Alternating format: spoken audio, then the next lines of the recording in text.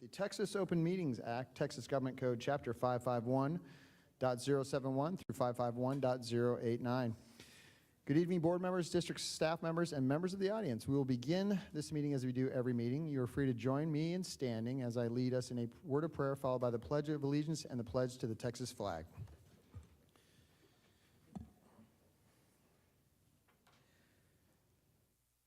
Heavenly Father, we come to you with tremendous gratitude for the many talented students and staff members in Comal ISD.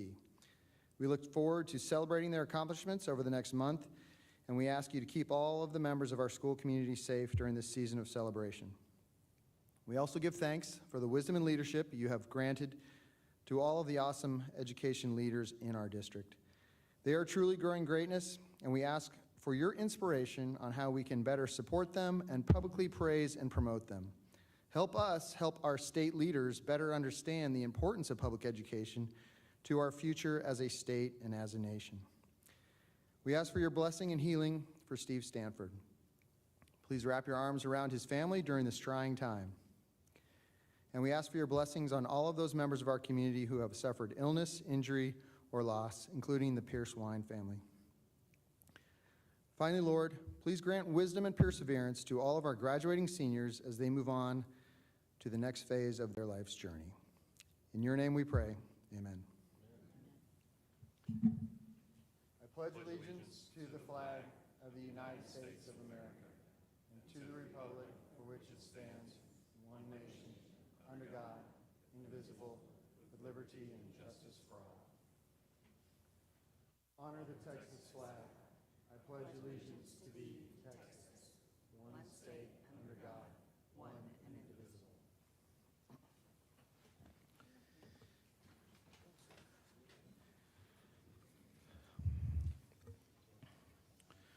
Okay, welcome visitors. Whenever we have a big crowd here, it's a good sign. We're about to recognize a lot of students. And so for the parents here in the crowd, just want you to know that because you're here to see your kid get recognized, you can actually stay for the rest of the meeting for free, should you choose. Never had a taker for that one. As a district, we dedicate all our efforts and resources to our motto, growing greatness. The board uses this motto to guide all deliberations, decisions, and actions. You will get to see all deliberations, decisions, and actions of the board in open session, with the exception of some items which may be discussed in a closed session, as stipulated in the Texas Government Code, Section 551, commonly known as the Open Meetings Law. These items typically deal with personnel matters, consultation with our attorney, and real estate. For the record, the board members present are David Krasinski, Amanda Jones, Tim Hennessy, Michelle Ross, Courtney Biasotti, Jason York, and myself, Russ Garner. We constitute a quorum and may conduct business on behalf of the district. Before moving on to the next agenda item, I'd like to remind you that the board will accept comments from citizens of the district and from district employees. Persons who wish to speak during public comment audience participation must have completed a form for this purpose and placed it in the designated location prior to the opening of the meeting. When the board addresses agenda item number 3, public comment audience participation, you will be invited to the podium to speak to the board. The first agenda item is number 2, board recognitions. I'm going to turn it over to Mr. Steve Stanford.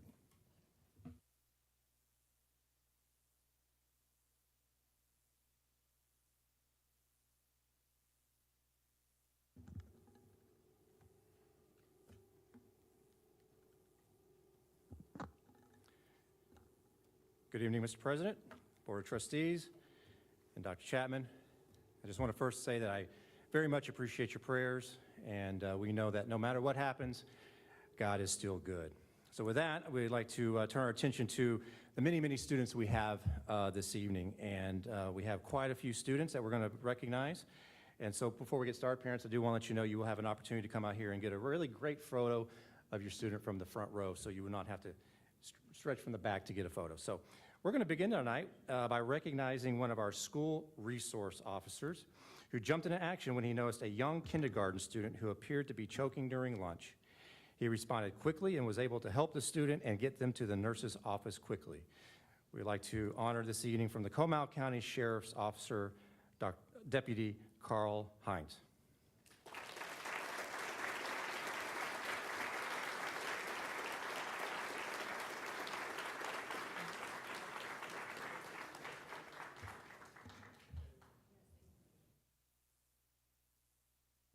Also with us this evening, we have Comal County Sheriff Reynolds with us.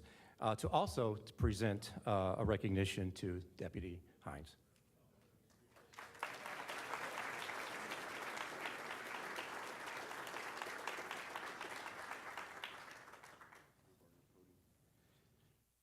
Mr. President, Board of Trustees, Dr. Chapman, thank you. Normally, this would take place at the Sheriff's Office, but we thought it a little bit more befitting that it be presented here tonight.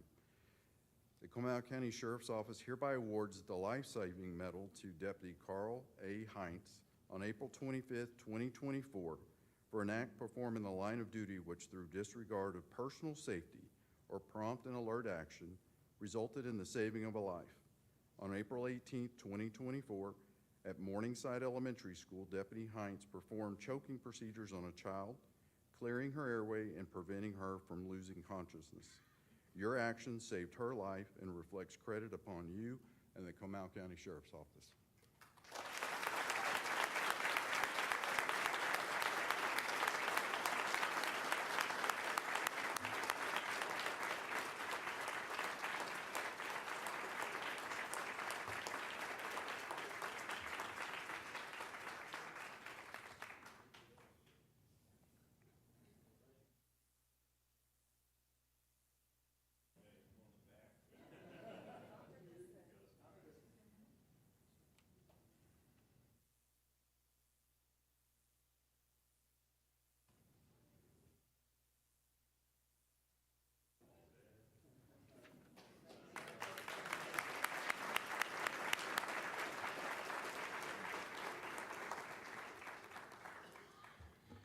Next, we're going to turn our attention to Skills USA student honorees who qualified for state competitions this spring. So we're going to start with Canyon High School students in Building Search, and they are Anna Givens,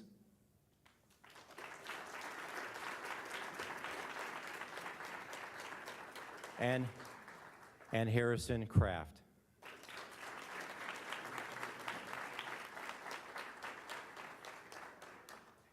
And their advisor is Jason Edwards.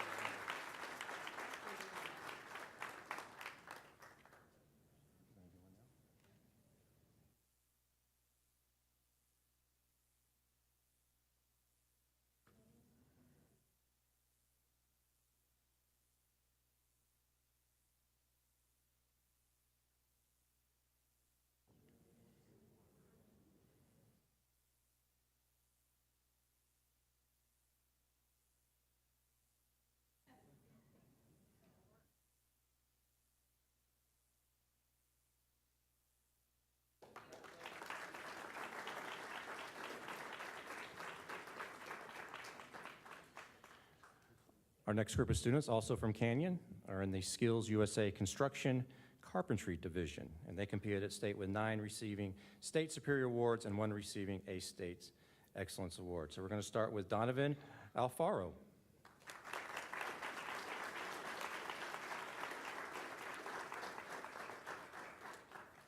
Emily Espinoza.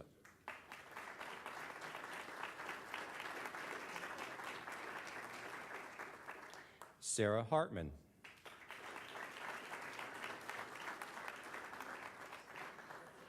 Omar Morales.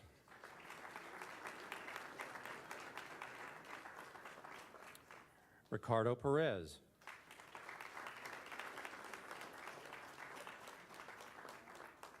Connor Valdez.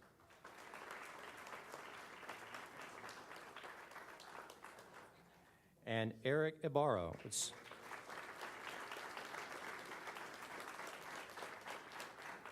Would like to mention that Eric did receive the State Excellence Award.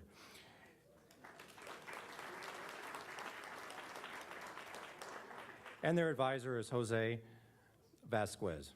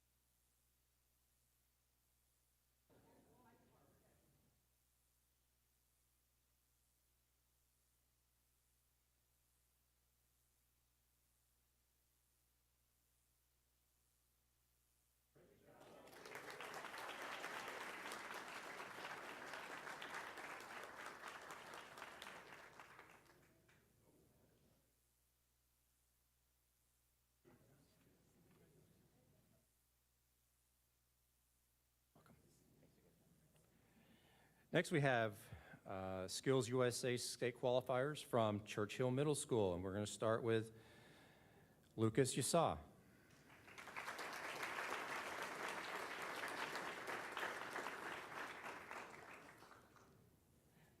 Joseph Simchik.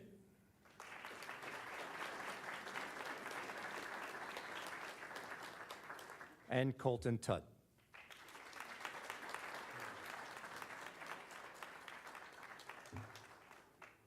And their advisor is Robert Jimenez.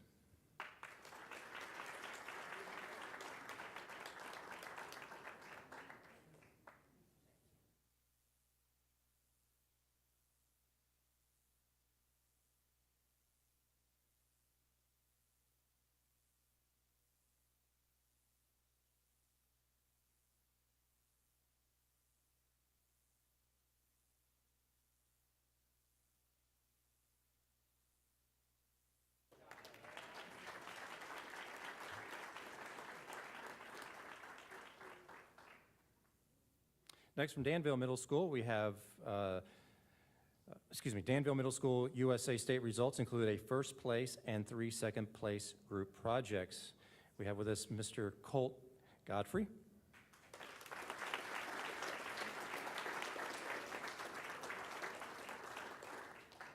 Caleb Ramirez.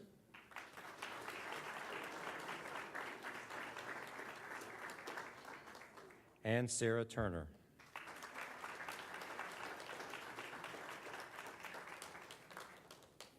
And their advisor is Patrick Mondragon.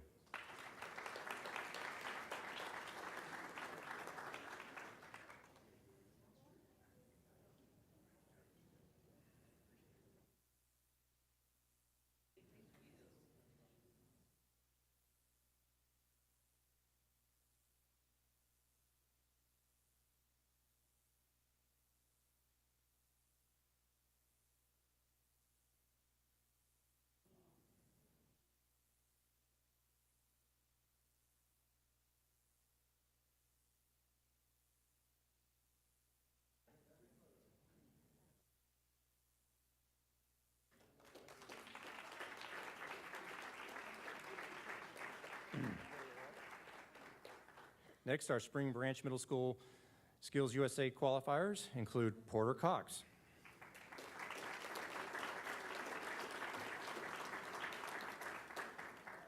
Lucas Ibarra,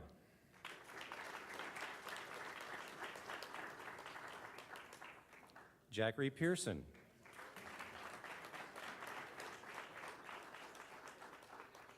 Chase Strickland,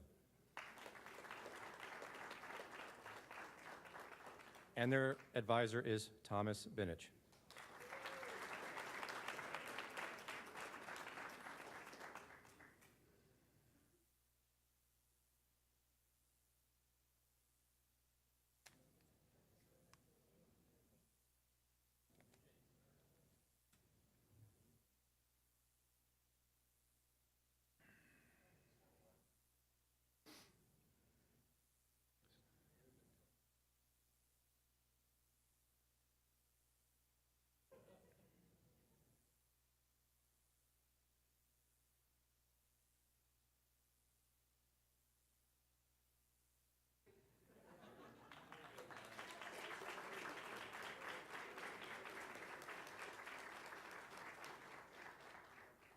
Our final Skills USA state qualifiers are from Smithson Valley High School's Skills USA Healthcare Chapter.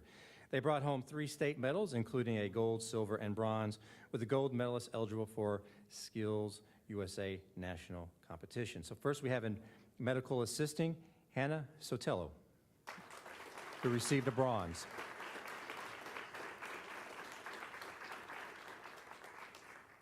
In practical nursing, receiving a gold and eligible for national competition, Clarissa Wallace.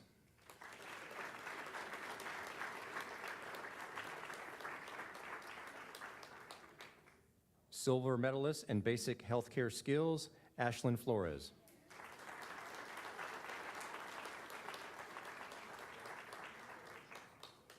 And in medical math, McKenna Hanscom.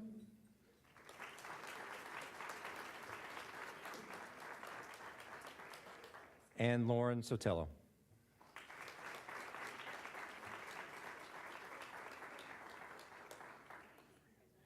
and their advisor is Dr. Jennifer Carrillo.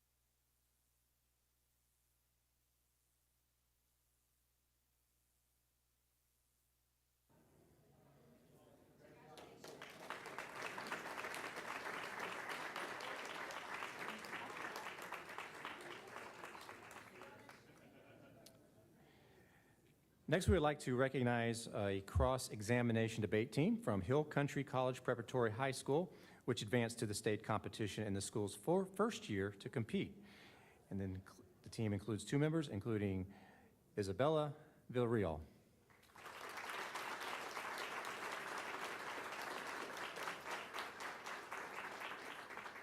And Keshav Singh.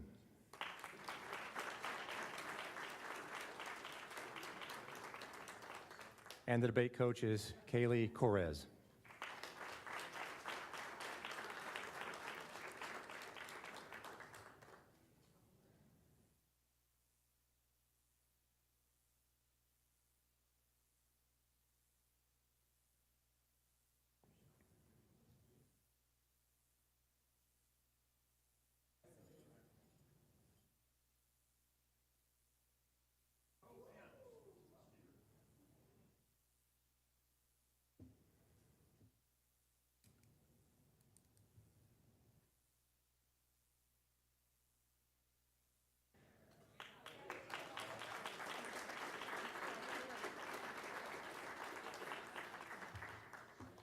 Next, we're honoring our students who qualified for state and powerlifting. We're going to start with Canyon High School in State 5A with Sydney Banks.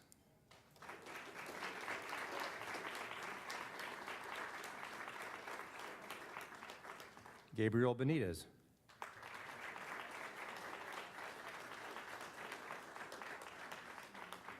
Sarah Hartman.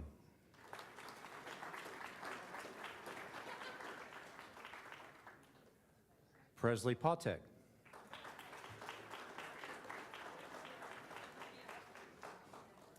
And Gabriel Rodriguez.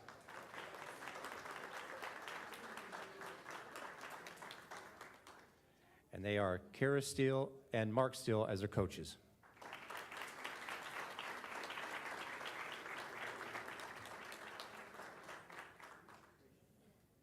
Are we doing separate?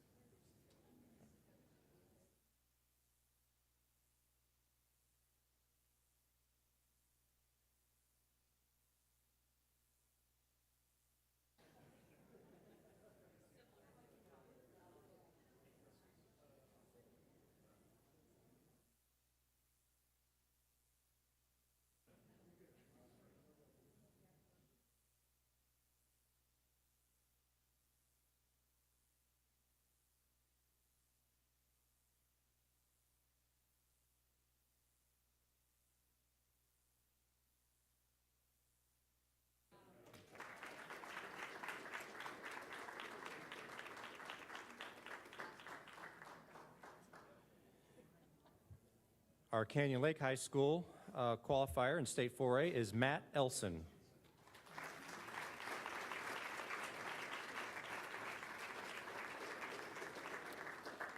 And his coaches are Cody Means and Bill Green.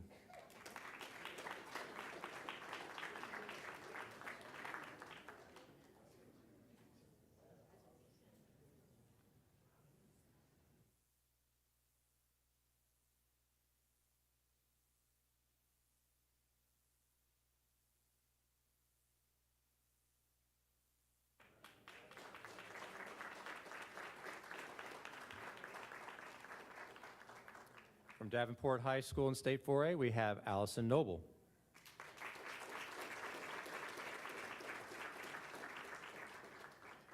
Anthony Rodriguez.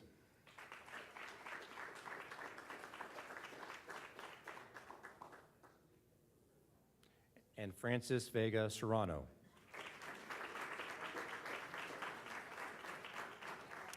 Which I should also mention received silver medal. And then we have coaches Tyrell McCrae and Barrett Matthews.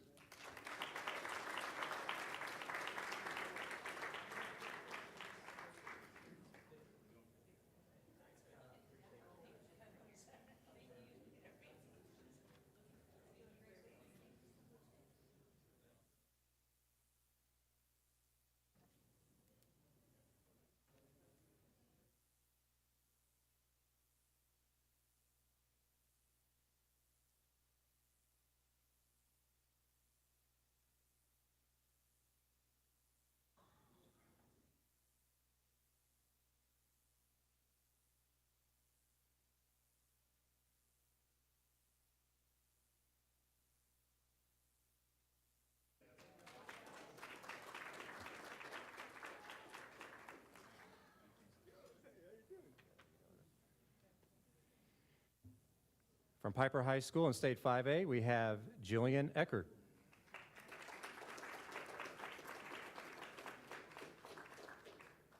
And Alana Mallard.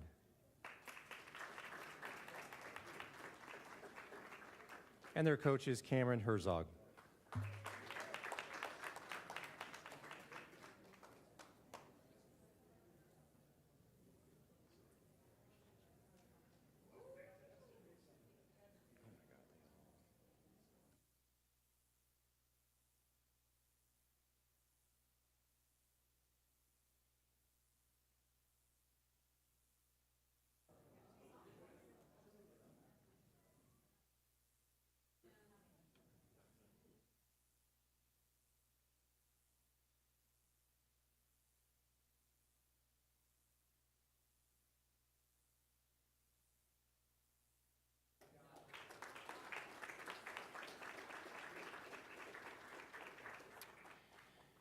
Now we turn our attention to our JROTC programs. This year, each JROTC is being recognized with 4 advancing to national competitions. We begin with Canyon High School JROTC, which has 2 student cadets selected to attend the 2024 Air Force Aviation Flight Academy. Only 332 of 90,000 cadets are selected for this opportunity. It offers a pathway to a career in aviation. These cadets include Cadet Caden Vincent,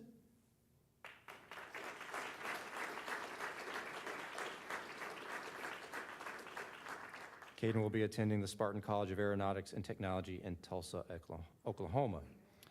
And then we have Cadet Nicholas Davila.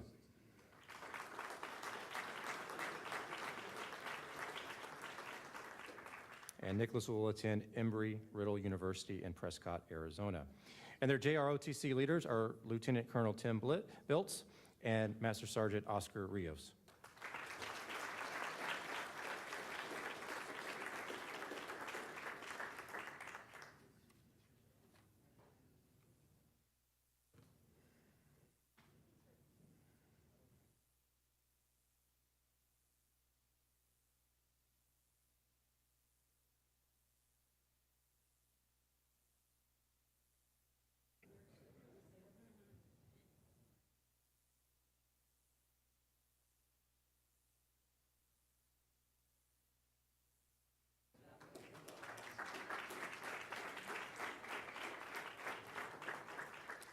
Next, we have the Canyon Lake High School Army JROTC Armed Drill Team. They qualified for national competition only in its 2nd year to compete. And they will compete in Daytona Beach, Florida on May 3rd.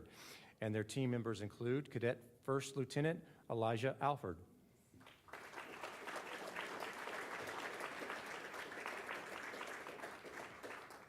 Cadet First Sergeant Caleb Dunn,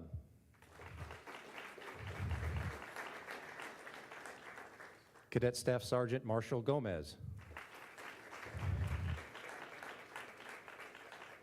Cadet First Lieutenant Ruben Hernandez, Cadet First Lieutenant Vincent Hollenbeck, Cadet First Lieutenant Donald Kitzel, Cadet Sergeant First Class Eden McPherson, Cadet First Lieutenant Nicholas Meinzer. Cadet Command Sergeant Major Michael Noyne.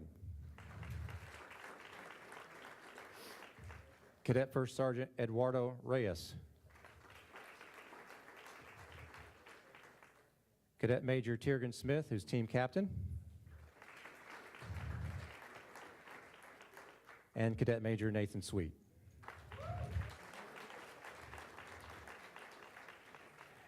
And their JROTC leaders include Major Lawrence Garcia and First Sergeant Michael Medina.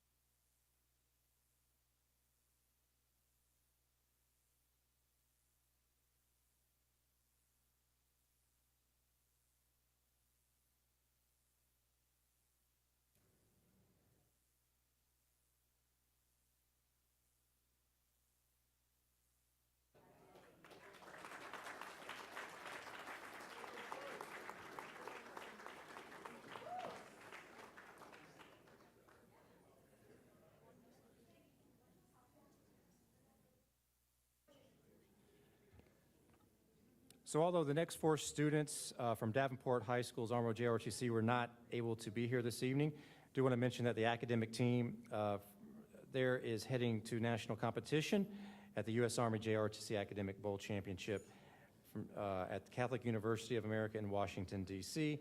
This places Davenport among the elite 32 Army JROTC Academic Bowl teams in the nations, and that will be they'll be represented by Alex King, Stone Pena, Storm Pena, and Bradley Quick. So we wish them well as they compete here this summer.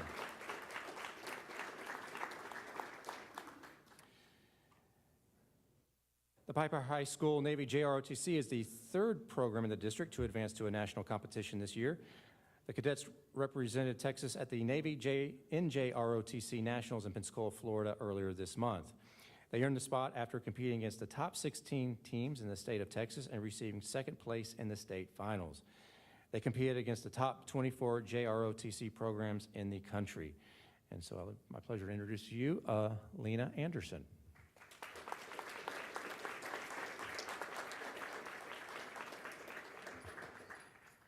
Gavin Bustamante.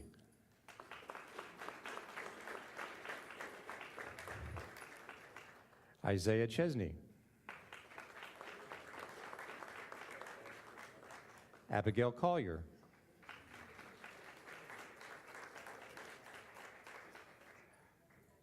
Nyessa Dumas Perry.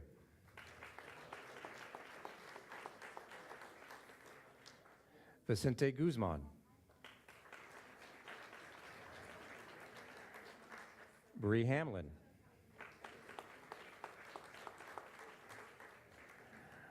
Olivia Hyman.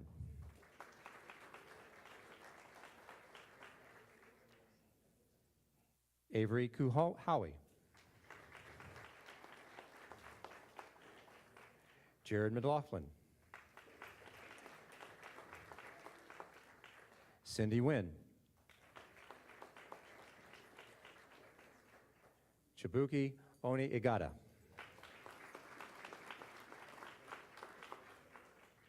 Destiny Pena. Cheyenne Pepper. Sawyer Pierce.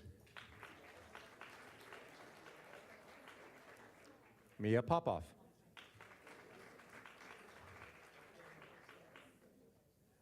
Donna Marie Reed.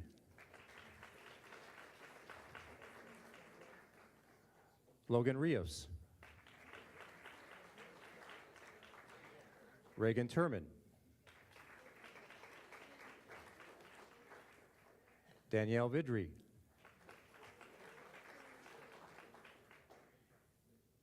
And Xavier Vera.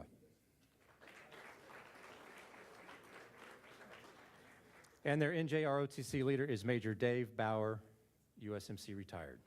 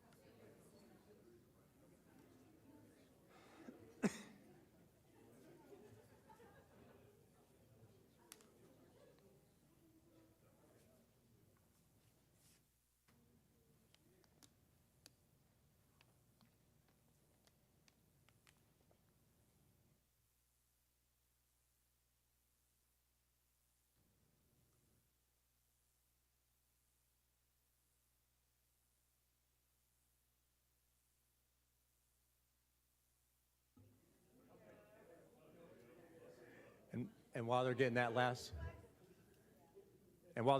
photo, I'll also mention we have with us Senior Chief Steele.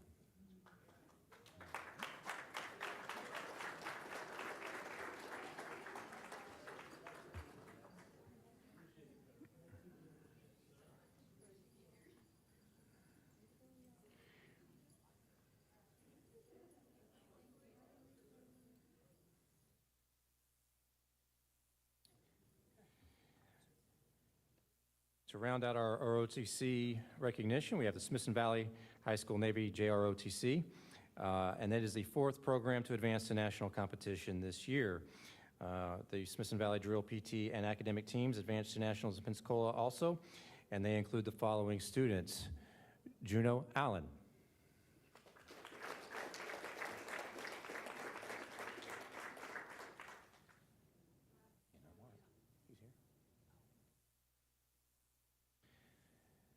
Alexa Bowers,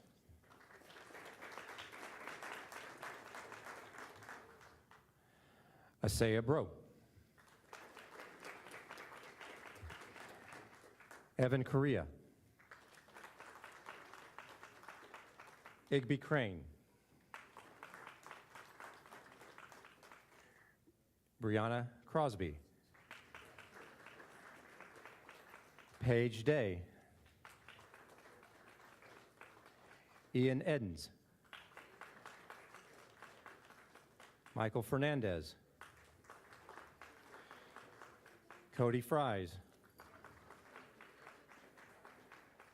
Layla Garner, Malena Garza, Nia Hopstetter, Maddie Kruzik, Mallory Lindback, Michael McCarthy, Michael Munsquiz,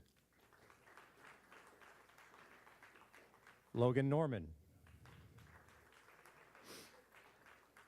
David Pemberton, Declan Rakima, Zoe Rushing, Orion Rutten, Colby Shrewbridge, Oscar Silverson, Zane Silverson, Catherine Tatum, Arasley Tejeda,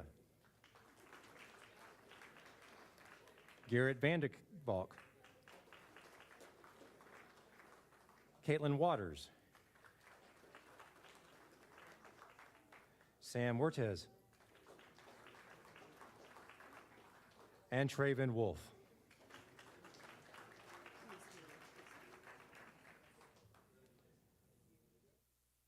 And their Smithson Valley ROTC leaders are Chief Daniel Hansen and Commander Scott Outlaw.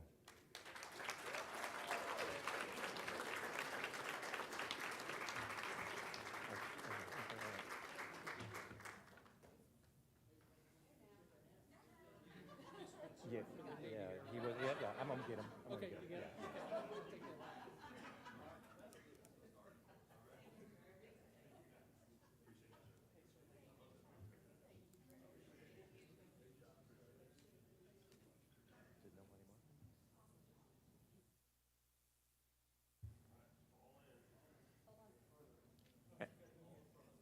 No, we'll go ahead. We'll go separate. We'll do separate.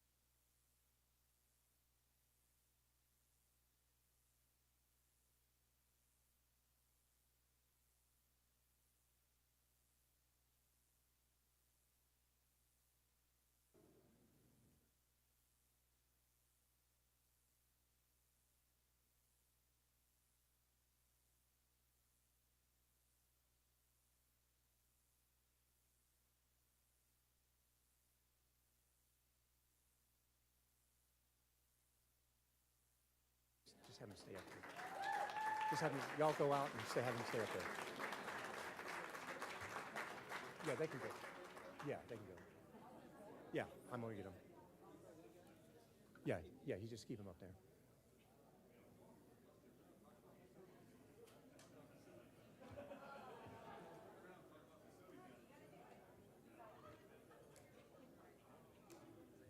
Yeah, they did.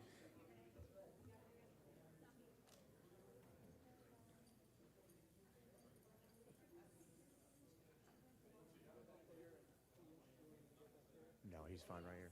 Just, yeah. Yeah. Stay right there. And we have one more Smithson Valley JROTC student we want to recognize that advanced to the Navy National Air Rifle Championship, and that is Joshua Velasquez.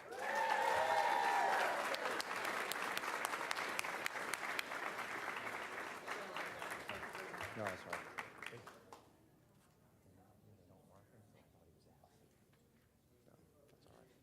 That's all right.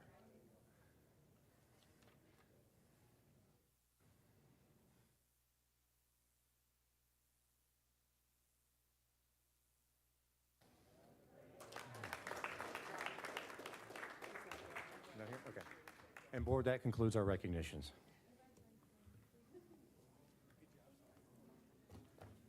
Yeah, it was.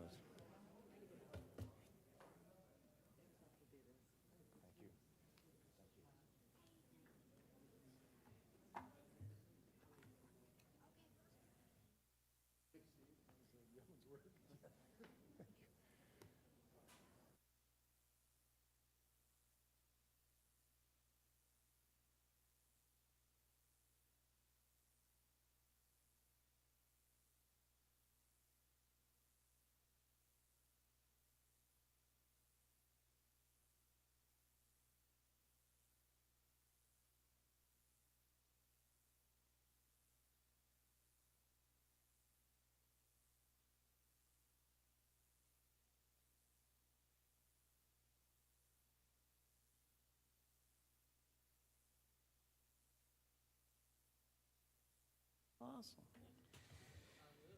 The next item on the agenda is number 3, public comment, audience participation. Ms. Comstock, do we have any requests? No, okay. The next agenda item is number 4, board president's comments. So looks like most of the parents have left, surprisingly, but so just for this one, I just want to say, as kind of I mentioned in my prayer, we have to do a great job promoting our awesome education leaders in our district. So I'm going to challenge my trustees, now that we're in the, we have about a month of recognition events, that we go hard on social media with our praise for all the folks that we're going to recognize over the next month.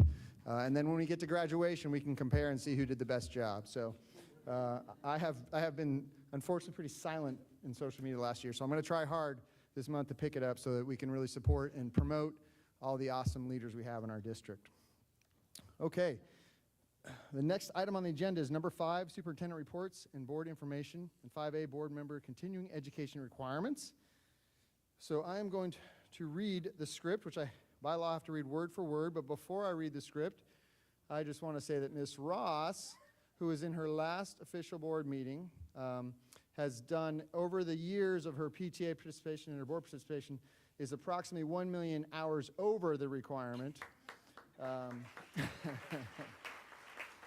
Not this year. But not this year, so, okay.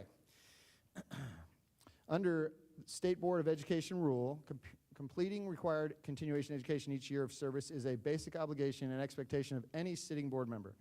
As board president, I am required to announce the name of each board member who has completed the required continuing education, has exceeded the required continuing education, and is deficient in meeting the required continuing education. The requirements for training are measured as of the first anniversary of the date of the trustee's election or appointment, or 2-year anniversary of his or her previous training as applicable. There are 8 training areas for board member continuing education: local district orientation, orientation to the Texas Education Code, post-legislative update to the Texas Education Code, team building, additional continuing education, evaluating student academic performance and setting goals, identifying and reporting abuse, trafficking, and other maltreatment of children, school safety. To the extent applicable to each board member, I will announce the completion or deficiency as to required training. For members who still have time remaining to complete required training, I will announce those board members who have scheduled timely training and those who have not yet scheduled the training. At the conclusion of this announcement, I will announce any board members training in excess of the continuing education requirements. Local district orientation, no new board members were required to complete local district orientation training for the time period covered by this announcement.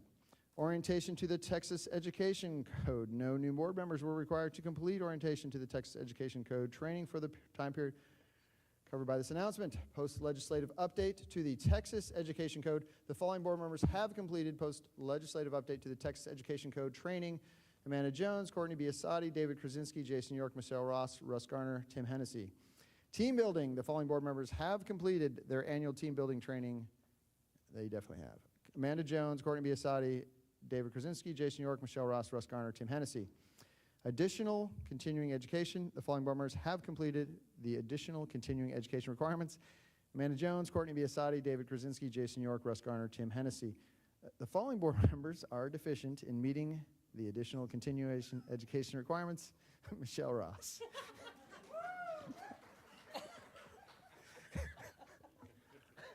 me alone. Well, yeah, please stay after the meeting. Evaluating student academic performance and setting goals, the following board members have completed the biannual training on evaluating student academic performance and setting goals: Amanda Jones, Courtney Biasotti, David Krasinski, Jason York, Michelle Ross, Russ Garner, Tim Hennessy. Identifying and reporting abuse, trafficking, and other maltreatment of children, the following board members have completed the biannual training on identifying and reporting abuse and trafficking: Amanda Jones, Courtney Biasotti, David Krasinski, Jason York, Russ Garner, Tim Hennessy. The following board members are deficient in meeting the required biannual training on identifying and reporting abuse and trafficking: Michelle Ross. School safety, the following board members have completed the biannual training on school safety: Amanda Jones, Courtney Biasotti, David Krasinski, Jason York, Michelle Ross, Russ Garner, Tim Hennessy. Exceeding required continuing education, board member Amanda Jones exceeded the required amount of continuation training by 12 additional hours. Board member Courtney Biasotti exceeded the required amount of continuing education training by 5.5 additional hours. Board member David Krasinski exceeded the required amount of continuing education training by 6.75 additional hours. Board member Jason York exceeded the required amount of continuing education training by 6 additional hours. Board member Russ Garner exceeded the required amount of continuation training by 84.5 hours. Board member Tim Hennessy exceeded the required amount of continuing education training by 16.5 additional hours. I think I have finished that. All right. Board members, are there any questions regarding board member continuing education requirements? Great. 5B, next agenda item 5B, the 2021 and 2023 bond update. Mr. Malcolm Mulroney, who I believe your father is in the audience this evening, that's exciting. And board members, this is page 17.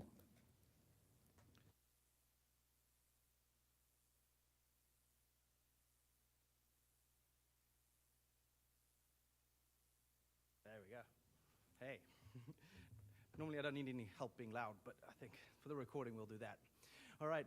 Good evening, members of the board. Dr. Chapman, it's again my privilege to present a construction update to you. We've got a lot of work going on in just about every corner of the district, so let's kick off. So I said it at the beginning, and we're going to say it each time. We start with the language of the bond, and we remind ourselves that these are tax dollars that people have worked exceptionally hard to earn and to entrust in us.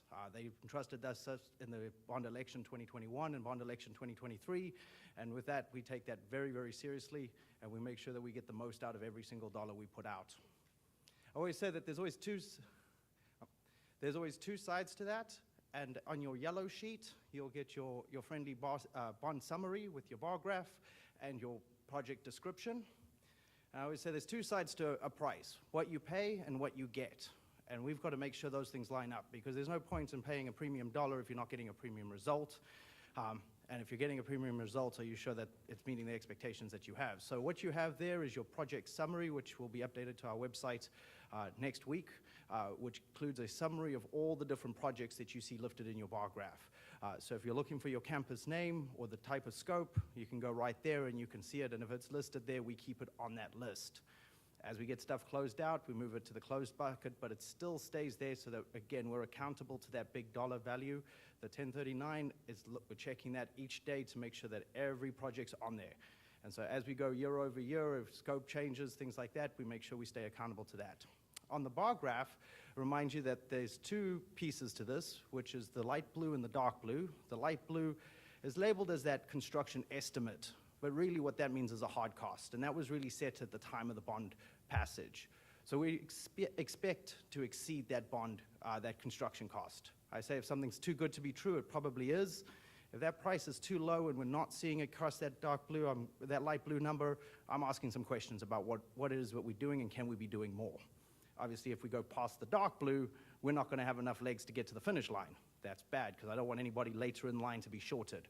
So this gives you a very quick summary of the entire project. So as we make decisions, past GMPs, et cetera, we can see exactly contextually where that fits into the project, where that fits into the bond, and then make those decisions that we got to make. The green is all the known contracted values and estimates, so that tells me that we can get to the finish line, and the red is money out the door. Makes it very difficult to get back. So as we go through, we want our green target to be nicely squared away between the light blue and the dark blue, and then as we spend out, you'll see that moves up slowly. If there's any changes to projects, as we've done over the past couple of months, I bring those forward, we have a look at that, we see where we're going. As we close out projects, we move it to savings, et cetera. That will be reflected in these bar graphs as we go along. And again, that's all posted on our website, and that's the money we pay, and what we get for that money is then reflected in that summary sheet with all the descriptions. And so we look at that each time. So diving into our new construction, Middle School 8 is flying along, and I always tell the contractors and architects, I will say their name often for better or worse. So here we have Fluger doing another exceptional job. They did Middle School Piper Ranch for us, and so this is a similar prototype. And Skanska Builder is keeping a great schedule. They've had some challenges, as a lot of folks do, but they're really doing a nice job holding their schedule. We've had a lot of design meetings. How are we going to introduce technology to the building? When's furniture going to be delivered? When is our staff coming back? And last time I said that we'd be talking about July 10th, and we are holding steady on that July 10th. So we're now, when Shane comes back, July 15th back on contract, we'll be ready with a new building for him to move into. Diving in, you can see some of the finishes. The brick has gone up, the concrete in the side, the courtyard is going in, interior finishes in the A administrative wing, working around to that cafeteria, going on exactly as expected. Over in the athletic improvements, the field is starting to take shape, which is very exciting. We use this area as a staging area to construct the main part of the building. Obviously, with the structure complete now, they can move out of that, start to finalize that grade. And I can't tell you how excited I am to see chillers on site. If you've been involved in the 8 to 10 month delays that we've seen in chillers, having chillers on site getting hooked up is very, very good news. So that's going to happen, and again, that then facilitates climatizing the building, facilitates moving our furniture, facilitates meeting that July 10th move-in date. Right on the heels of it is Hill Country College.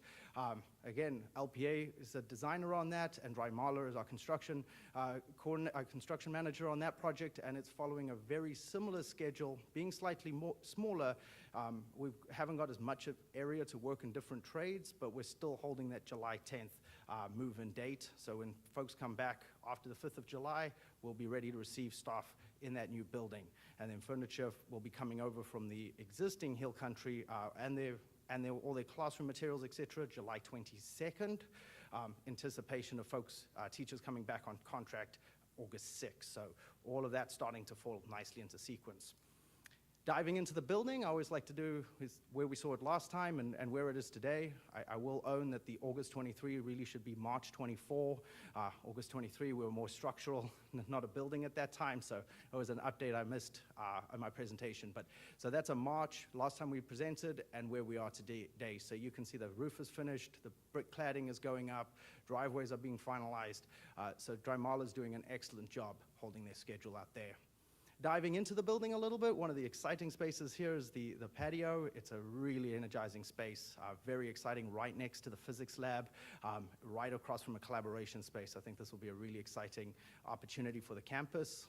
Going in, you see the secure vestibule with frames going in, prep there for a digital screen to be shown, all the flooring material down. On the right, you see the community room. Again, we've got mechanical systems operational. We've got paint going down, floors being finalized. Moving upstairs, you've got that balcony space, which would create that collaboration opportunity. So what is that space between classes where kids can work, collaborate different ideas? This starts to create that kind of college feel as we have small conference rooms, larger conference rooms, places to share ideas and work between class. Moving down the list, one of my favorite projects, playgrounds. This is a massive undertaking. I always call them the big little projects because each site has its own set of logistics, its own sets of permitting, its own unique characteristics. So while the district took a phenomenal step to standardize our playground so there was a commonality and then upgrade those surface materials so that it's really accessible, each campus is kind of take on its own characteristic as well. So there you'll see we are 12 campuses complete. That's kids playing on those play structures, 6 in construction and 2 so close. I thought we were going to get at this meeting. It will be happening in the next month.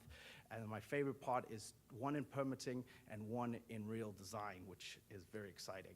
So looking at the 2 that just came through, Kinder Ranch and Belverde, we're getting the grass established. Once we get that temporary irrigation out of the way, we'll be opening up to that to the kids. And here's our list of our projects. So there you can see Kinder Ranch and Real Belverde are real close to being done. Indian Springs is right behind that. Bill Brown, progress on the drainage ditch, which has increased the amount of play space drastically. Shifting that drainage ditch away from the campus suddenly gave us access to a lot of land that we can now use, as well as the new playground going there. Hoffman Lane is in progress. Permits were picked up today at Garden Ridge, so we are on the way. Morningside is the one that's still a little bit challenging. If you remember, we had that water line, we got the easement, we're rerouting. So we are still sitting down on some details of how that reroute works with New Braunfels, and there's some additional drainage on that site. So I'm highlighting that to say we are going to be in construction when we come back in August at that site. We're running about 4 months in construction right now. So with the additional water line, with the additional drainage that we have to do, we will have active construction at Morningside when we come back. But the one I'm highlighting here is Timberwood Park. Back in my younger day, I got to work on a concrete crew, and we built a sewer lift station, and I've not been this excited about sewer since back in those days. We have been fighting the sewer line since I came on board. We didn't have a path forward. We had conflicts with trying to find a route to the lift station. SARS was doing their thing, we were doing something else. Then they were improving Bogfell Road. Well, all of it's come together now, and we have found a solution with SARS where we go through that first lot, cut across Bogfell Road, and tie into an existing manhole there. So what they have on their side is that light, dark blue line there is their pressurized main. That's why we can't just jump across our property, because when you put two pressurized systems together, it can get very ugly very quickly. And plus, the public entities don't allow that. So what we'll do is come up the side of our property to the manhole. Once we leave our property, it becomes SARS line. We'll build it, they'll own it, cut across, and then jump Borgfell into the manhole, where then it goes, as it does, rolls downhill and to the lift station at the bottom of the hill there. What that means now is that we can really kick into high gear getting that playground situated. So if you look at our schedule there, again, I want to make sure everybody's very clear. We are deep into 2024, going into 2025. I mislabeled that. So right now we're at permitting, talking with SARS, discussing that. We've got drawings down. Now it's all figuring out details. How do the manholes connect? How do the pipes come together? What's the pressures in those lines, et cetera. Once we get through that, then we'll go to construction, get that constructed and operational, then that will release our playground. So really, we're looking at an October, mid to late October construction start on the playground piece. Again, we'll be meeting with the campus just like we have at every other one, making sure we've got space for the kids to play while we're doing it, making sure we sequence if we have to buy some additional PE equipment and things like that. Just like we've done at the other campuses, we'll do exactly the same deal for Timberwood Park. But that does, the big update here, which I'm really excited to share, is that we have a clear path forward, and this playground is viable, and we're in go for that. Diving into our renovation projects, as we presented last time, I have updated your project list a little differently. Before, we were listing it by site and building systems, kind of keeping that separation. Now that we're working with our general contractor and with our design team, we're breaking this into what I presented last time, phase 1 and phase 2. So basically, things we know and we can execute, and things that we need some more time to develop. So what you'll see there is focusing on, and also the building system. So things like fire alarm, drainage, roof, call it the ugly bond stuff. Doesn't really impact the learning, but we got to get it done in order to get to the next piece.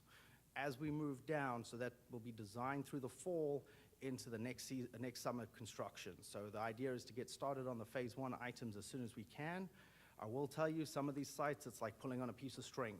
Every time we think we've got it solid, and the string just keeps coming out. So we're asking questions. Hey, is this the right place? Let's meet with the athletic folks. Is this the right place for, do we have access to locker rooms? Do we have access to bathrooms?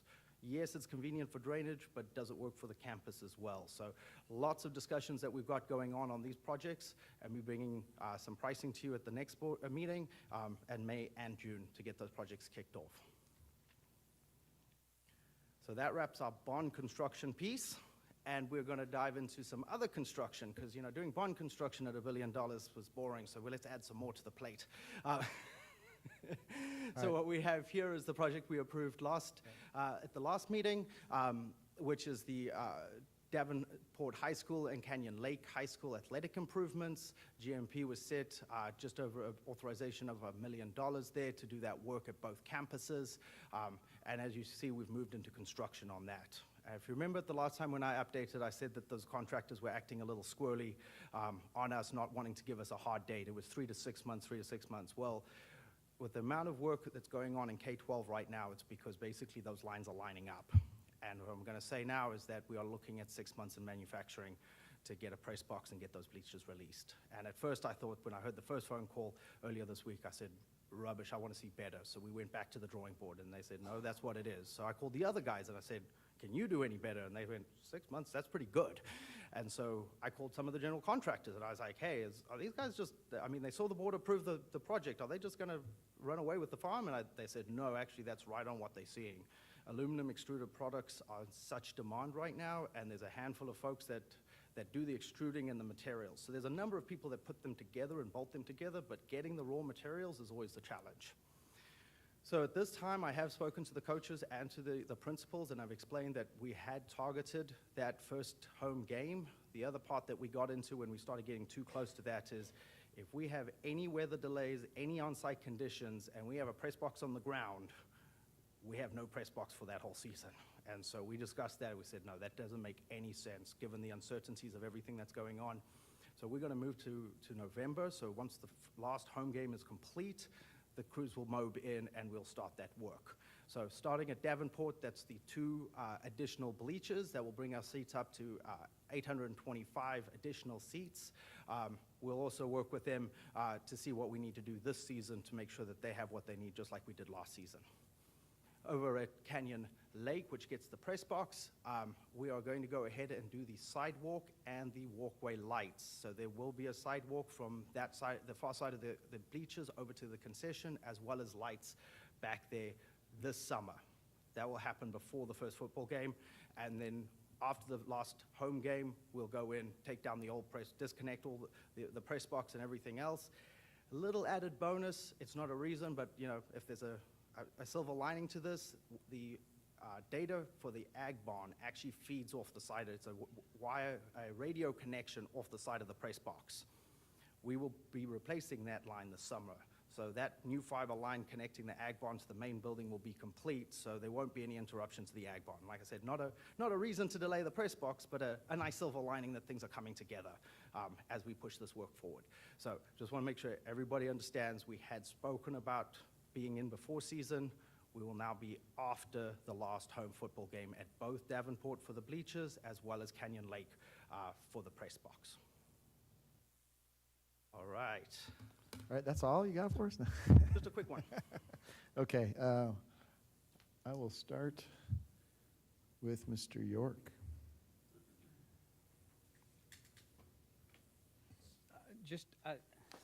Going back to, thank you, Mr. President, going back to the project report, Mr. Maroney. Yes, sir. The bond total and then the line of construction estimate, and it may be more for Dr. Chapman too, but is the bond total the original estimate or the amount that we were told as a board prior to calling the bond in respective year, or is that what is projected now of a bond total? That is the authorized spend that we will sell bonds to the value of. So that is the total amount of money that we will spend in this package. Okay, so that's the bond total column. Then you go to the construction estimate. That is really based off the GMPs, if we did approve the GMP, so on and so forth, or construction estimate. And it's really more hard cost at the time that it was estimated. Okay. It's kind of what I call that bottom. It's the money that I expect to spend on that project. It was estimated when the bond was, during the bond planning process, that was the hard cost. So if we add more furniture elements, if we have a different design, something like that, it might move around, but I expect to, if I'm below that number, I'm looking really hard at my project. Sure, okay. It usually means something got missed. So then you go to the third column, that's the contracted and estimated. Yes, sir. Then that is really once the GC has been selected and everything, then that is their final opportunity to come in with what they feel their true cost estimates are. Am I reading that correct? Yes, sir, but Okay. not just that, but because we've got to pay our architects, we've got to pay our permit Yeah. fees, we've got to pay our FF&E. That is, when I look down, Total. sit down at a project, and like if you look at middle school 8, that is everything that I know to date that we expect to spend money on. Gotcha. And so I've gone through and I've met with Scott and I've met with the teams, and we met with all the different departments on FF&E requirements, move-in requirements. Everything that I think that we need on that project is in that number. Okay. So middle school number 8, then we as a board, when we said we were going to the voters with the bond, we were anticipating 91.43 million. Then it came back, construction estimate at approximately 80 million. Yes, sir. But we're truly contracted, and now true estimates running at about 90. Very Correct? Am I close to saying that sir. right? With one alteration to that. So once we've moved money into a project, so the original estimates back in 21 were obviously a lot lower than 91 million. I think it was before my time, but I believe it was 60, 65 something. Once those changes get done, I do have them in my book and I can dig them up, but at that point, we can't unring that bell. So while that's a good reference document, I keep the money from the last round of updates. So for one of the things that we did at the last meeting is we had a look at some of the project savings coming out of elementary 19 and 20 and some of the FF&E costs. So we took some of those project savings and we kept it in the new construction bucket, but moved it to 8. Okay. And when we're done there, then we can move it down. So what this does is reflects the last round of decisions. Because to some extent at that point, the project's been kicked off, the commitments have been made. Okay. So real quick, right there, because I don't want to lose my train of thought, sorry. You'll keep yours, but I will lose mine. So I've got a constituent that questions everything that, and Mr. Graham is getting to know him. So right now he is asking, whenever these are updated on our website, he is asking why that, again, for middle school number 8, we were anticipating 65 million, But now all the updates are showing that the bond total was 91.43. Yes, sir. But then we go back to the 90. No, sorry. Then his question was, why did it go to 80 and now we're back to 90? I'm just wondering if we should add a column in here of like bond 2021, projection was 60 million, and just adding a column just to make it a little bit clearer, if you will. We could look at that. The challenge that you will see there is particularly when you get into some of the reinvestment projects and things like that, and this is what we're hunting so hard on the reinvestment projects, is when you bundle things, there are efficiencies. And so you get into a drainage situation. Is that built against the tennis courts? Is it built against the addition? Is it built against the roofing project? So those things start to bundle up a little bit differently and trying to trace it back. The other part of it is when those decisions, and again, we could do a historic report and actually show all those changes in another. For what we bring forward, the reason I hold that very dearly is because we can't really undo that decision. So while it was 65 at some point, when the decision to execute and build the school was made, we've moved it up to 91. And so it's interesting information. I just don't want to cloud people's minds when we're trying to make other decisions about where that is. No, and I get that. And some people are not going to be, I don't want to say as savvy or pay as close attention to some of the numbers as some constituents possibly do. And we've all got them. Mm-hmm. But I think it's more making sure that we as a board, me as single member district number 3, that I'm prepared when I have a constituent that calls me and says, hey, in 2021, when you raised your hand for that May bond, you said middle school number 8 was going to cost $60 million. Yep. Where'd you get that information from? I say, we're governance and we're oversight. I lean on the experts, and at that time the experts were so and so and so on. Yes, sir. Then I'm being told from my constituent, well, you didn't do your job. You should have held their feet to the fire. You should have got better numbers previously. So I'm just wondering, it's more for me, and I will only speak as individual trustee, single member district number 3. I want that information, if I can get it at some point in time, updated at some of these presentations that Mr. Slupik is watching. Yes, sir. And he's paying close attention. And I want to make sure that I'm prepared to answer those questions. And then whenever Mr. Graham and I sit down with him in the next week or two, we've got our answers, because these are questions that, again, in my area, it is 1 or 2. Yep. But for me to go, well, let me look back at that and get back with you, it's tough for me to answer those questions. So I think, again, for me, Dr. Chapman, that's the information that I would like to be equipped with. And again, I know it predates a lot of people that are sitting in this administrative field right now for Comal ISD, but the trustees that were sitting here in 2021, 22, I would still like to be able to look back and say, and show, hey, here it is. This was what it was, and this is what it is, if we could do that. Very easy. Yeah, I definitely wouldn't put it in this document. Don't change this document.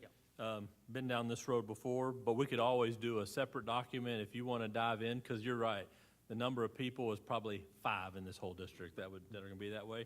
But we have a summary breakdown of that if somebody wants to go back and do that comparative analysis, that we can have it all on one sheet. Done it before.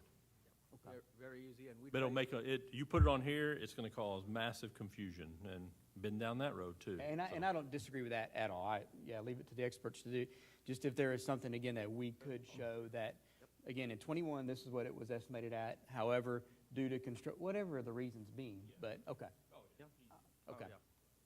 My All right. first 3 Thank months you. was just tracing historical trends so that we could generate the full report. So behind this, there's about 700 sub-line items and about 1,600 line items behind that, tracking every one of those shifts and changes, Sure. contracts and invoices and pay-apps. So it'd be very easy to create that. Okay, and again, I do think it's for the trustees that are going to be sitting up here for the next 10, 15, 20 years, which is most everybody to my left except Mrs. Ross. Again, I think that historical knowledge, anything that we can compare to is going to help prepare us for what we're going to be faced with. Yes, sir. And if we have that information readily available, is really what I'm asking for. So, Yes, sir. Okay, thank you. Thank you, Mr. York. Ms. Ross. Thank you, Mr. President. That was one of my questions on the original budget versus what the current budget is on here for transparency purposes of what Mr. York was just talking about. If you go back and look at before any of this administration, we used to get these, and it wasn't public, it was these bond reports that we would get in some of our reports. And it had the original budget, it had the breakdown, it had the percent encumbered, and I think that was very much a lot easier for us to be able to read and understand where each project was, so that if we do get questioned, we can do so. I don't know if you want to look back and see what kind of reports were given to us, and see if you can tweak that to see if there's something that might be beneficial for the board members to talk to their constituents that are questioning that. They were in the financial reports. I can send you one. They were on the web, Yeah. I've seen them, I researched them you know what I'm talking hard. about, the little- Yeah. yeah. The only thing is, what I'll do is very easy to generate based on this project and bucketing list. Some of the items where we were looking at projects that were maybe under $100,000, and the same item where we had multi-million-dollar projects. And so trying to see what was happening in different pieces of that report was very difficult. What I'll do is I'll use it generated on this list so that it lines up with our bar graph and other things, and that'd be very easy to generate. Yeah, just So we have all that something historical that shows some, that they can utilize for transparency would be great. This is great of keeping us informed on where we are, you know, as far as bond money is concerned. And I don't know if you want to add in that too, because you've combined both 21 and 23 bonds. I don't know if you want to put a note on here, like middle school 8, 21 bond, you know, just for transparency as well. It's going to be easier, and that's why we have presented it together. The one thing, and we'll get into the renovation projects, get very complicated. What happened was in 21, because of cap rate, they authorized critical equipment in certain places. Then in 23, it was a more of a holistic project, and there was increase. So Smithson Valley interior renovation is an example of that. Timberwood Park, Olensay, HVAC replacements are other examples of that. So the issue that we have there is now if I'm paying engineering, do I then go and try to break it out to which piece of equipment? So that's why we have bundled it this way. Again, I have the ability to break it down, but we'll do that more in a published report, and we can, again, very happy to deep dive on any single line item to try to make that into a consumable decision-making report. We'll keep these, and then I can run some of these historical trends, see where we've gone, see what we've changed, and we can make that available as well. Okay, that brings up a whole lot of questions for me, but I think that I don't want to go down that rabbit hole, so I think that I'll set up a meeting with you and Dr. Chapman to kind of go over my concerns there. Anyway, moving on. Hill Country, Yes, ma'am. fabulous. I want my own little chair out there, just so I can come visit. Great job on that campus and the spaces, and it's coming along nicely, and so is Middle School 8. So I appreciate all of that and all the work, and those playgrounds, they look fabulous, and I bet Kinder Ranch, probably every one of those kids want to hug you right now so they don't have to be in the parking lot, you know, having recess. So good job on all of that. And like I said, we'll set a meeting. Thank you. Ms. Biasotti. Thank you, Mr. President. So throughout this election cycle, one of the questions I keep getting asked by every interview is, what are you going to do for transparency, or how to improve transparency? And I want to tell you that it's been so nice to be able to just send them to the website and say, utilize what we have put out there for you guys. And once I do that, then I don't hear anything else. So I want to thank you for that. My only question with all of this is on the Canyon High School Reinvest Phase 2. It's main entry drive and the parking. Yes, ma'am. Do you have any idea of a timeline on that? And that's why I put it in phase 2. We have a decent idea, and the campus and our designers are on the same page, which is a huge plus in this situation. My concern there is TxDOT and the 2 easements that we cross. There's some major easements that go down through there, so making sure we can secure those easements and TxDOT. So right now that, no, we don't have a secure timeline, but as soon as we come through with contracting and things like that, we'll be updating that. So I would anticipate at this point we're into the 25 summer Okay. 25. All right, thank you. Ms. Jones. Thank you, Mr. President. I want to echo Ms. Biasotti's on the transparency on the website. I, too, have referred many of my constituents to it, and as much as Mr. President urged us for social media and all that looking, I also urge our constituents and taxpayers and everyone else to go on there as well, because it is a wealth of information. So great job for that. I really do appreciate that. My question tonight, you mentioned the words construction savings, and if we save here, this. How do we know where that's happening on the charts and things like that to be more visible to my eye? so to speak? Absolutely. So if we take the last board meeting where we updated, where we looked at closing out, we brought elementary 19 and 20 to you and said, hey, we're closing out, here's some deductive change orders. If you go back to the board notes, it's highlighted in a red block with a big arrow to where it went that highlights in a big red block with some hatch on it. And so that goes back through. So we can recreate that if somebody wanted a historic, or we could just pull these reports and stack them next to each other. And just like you'll see the red kind of creep up along the way, again, we try to keep the most current decision-making information in front of you. Very happy to recreate any steps between Election Day and today. And we're very easy to do that. So what we do is that's what we do. We bring it forward so that you can see the movement at the presentation. Once it's moved, then we're off to the, because at that point, we're making decisions based upon that information. And so once we have to make those decisions, we've got to execute contracts and things like that. So at that point, I keep the most current information in front of you. But again, we can go back, if you go back through the presentations in the board report, if you go back through, and it's all stacked right there. So if you remember when we did the playgrounds, there was some movement between the playgrounds as well. Exactly the same thing. We had a big chunk at Hill Country. We were getting to that place, the steel was standing, and we've made that decision to move that to fund the playgrounds to finish, because that was a situation I inherited at GMP 5. If we go back to that board meeting where that happened, big red bar, exactly what we took, where it went, highlighted, and anybody there can see it. No, and I remember that one where it was kind of just outlined and everything like that, and that was appreciated. I think just moving forward, seeing, okay, well, for the next, whatever it may be, looking at what's best for Comal ISD. So that's super helpful, and I might set up a meeting with you too, because this is great information, and I learn something new all the time. So I appreciate your work in this and making sure that we're doing the best we can with this And money. really, when I started and said this is the boring report, I really don't want those green bars to change very much. Really, that bar graph should, the fact that we had those number of changes, I think I even said it in a couple of meetings where I said, really, this is a lot of movement that really there should be a reason that we come back. So we don't have a lot of back and forth and up and down and stuff. That's why we use a range and we have that target estimate, because I'm going through every project with the team saying, okay, we thought of permits, have we thought of movement, have we thought of F&E, have we thought of this? And that builds out that green bar for us. So I really don't like to see, really maybe at the end of a project when we close out, there might be a little some, but I don't want to see a lot of movement in that. Right. No, and I appreciate that very much. So that answers my question. Thank you.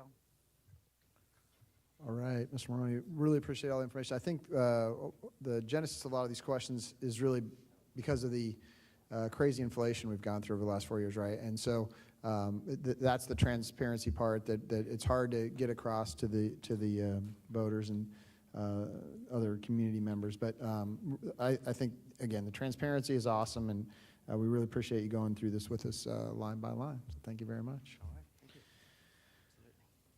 Okay, the next agenda item is 5C, demographic report. Mr. Bob Templeton. Oh, and Malcolm gets to stay up there too. Thank you. Good evening, Board President, members of the board, Dr. Chapman. It is my pleasure to be with you tonight to bring you the fourth quarter report. I'll start by just touching on the economic conditions.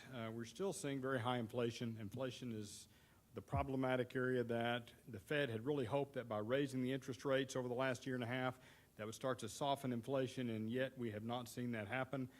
The Zonda economist, Ali Wolf, was hopeful that we would start to see some interest rate reductions in 2024.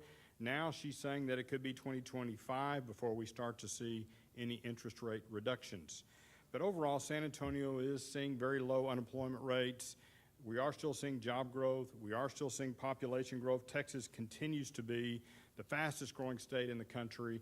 And when we look at our Zonda housing data across the country, Texas has 4 cities in the top 10 in the country for single-family construction.